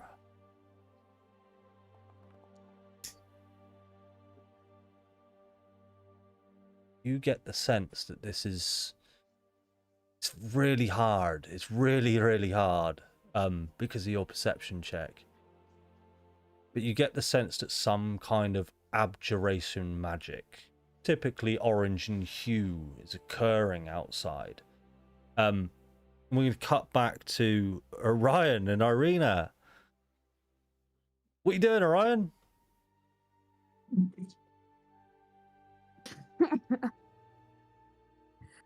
Oh, I'm so stressed. Right, okay. I don't know that any of that happened. Nope. Yet. In graphic detail, you perved, Darren. What happened? She fell out and her eyes went white. And she was like, who the hell are you? Yeah, so let's recap a little bit. So, Irina, as you had in a very romantic way, holding onto her elbows, this moment has been taken from you in almost an instant. You feel your heart pumping, this feeling that, I don't know if you've ever felt this before or felt other times, and you tell me exactly how you would feel in this situation. How would you feel before Irina starts skitzing out? Oh, how would Orion feel when he thinks he's gonna get anyway? I mean, yeah. How do blokes feel? Come on, tell me as a woman how a bloke would feel. Guys feel. Well, I don't want to make assumptions. Orion is filled with a lot of hope and a lot of uncertainty in that moment. He thinks something really nice is potentially about to happen. I'm sorry, you signed up to a Curse of Strahd campaign. Yeah, I know. Come on, I'm playing the character. So, It's okay because you're about to get away. yeah. So as Irina's eyes widen, she launches herself back from you, nearly losing her footing. She just says to you, "Who the fuck are you?" And just in this moment of sheer panic, you start to sort of dart your eyes around like, what's going on? Roll me a perception check for me, please. I don't think I've rolled above a 10 all night. No, you haven't. Let's keep it up. Come on. Nat 20 Please. coming. Give me something. Perception, you say. Come Perception. on. Don't be it. Yeah, oh, God damn No. it. I'm cursed. I'll tell you what, the only thing you do see is some fucking shadowy figure has run off with your fucking shoes, man. Off.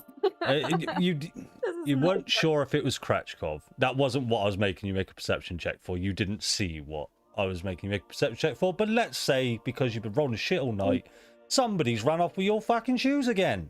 You're joking. Yeah. That's what I Bastards. deserve. I agree. Cool. Damn it. And on that terrible note, Cool. that is where we are going to end tonight's session. And I'd like to make a big thank you to Adam and Jacob for joining us. And thank you so much for being at the table. It's been absolutely fantastic you both being here, and I would have you at my table any time because you've played amazingly. I know we've spoke about it in DMs. I know this isn't what you were expecting, but I'll reiterate the same thing to you. You signed up to a Curse of Strahd campaign. I'm not going to let you walk away into the sunset. But I love you both. You promised me. It's weird Yeah. though. It's like you actually kind of read my mind, weirdly enough, because I was toying with the idea of going, I wonder if she'd come under potentially a way to have her exit would be like coming under the charm of Strahd or being kidnapped by Strahd or something like that. So I was just thinking of it and never ended up messaging you about it. So it's you just literally read what I was thinking. Great minds think alike. Neil, Yeah. Adam, it has been a fucking pleasure. And you, sir, have been a scholar and a saint. And it is, honestly, it's been a great pleasure having you at the table. I think I can speak for everybody here. But Absolutely. with that, guys, I'm going to end the stream. If you'd all like to say goodnight to everybody on stream, sorry for the technical difficulties in the middle, or blue screen of death and all that. But if everyone wants to wave, say goodbye. Goodbye. We may not have a session in 2 weeks, guys, because I feel like I've just lost all my friends. But I've definitely lost at least one. I say this Probably with two. all of the love in my heart, Andy, with so much love and appreciation for you. Fuck you. You. and I will take that as a compliment. And with that note, good night. Yeah.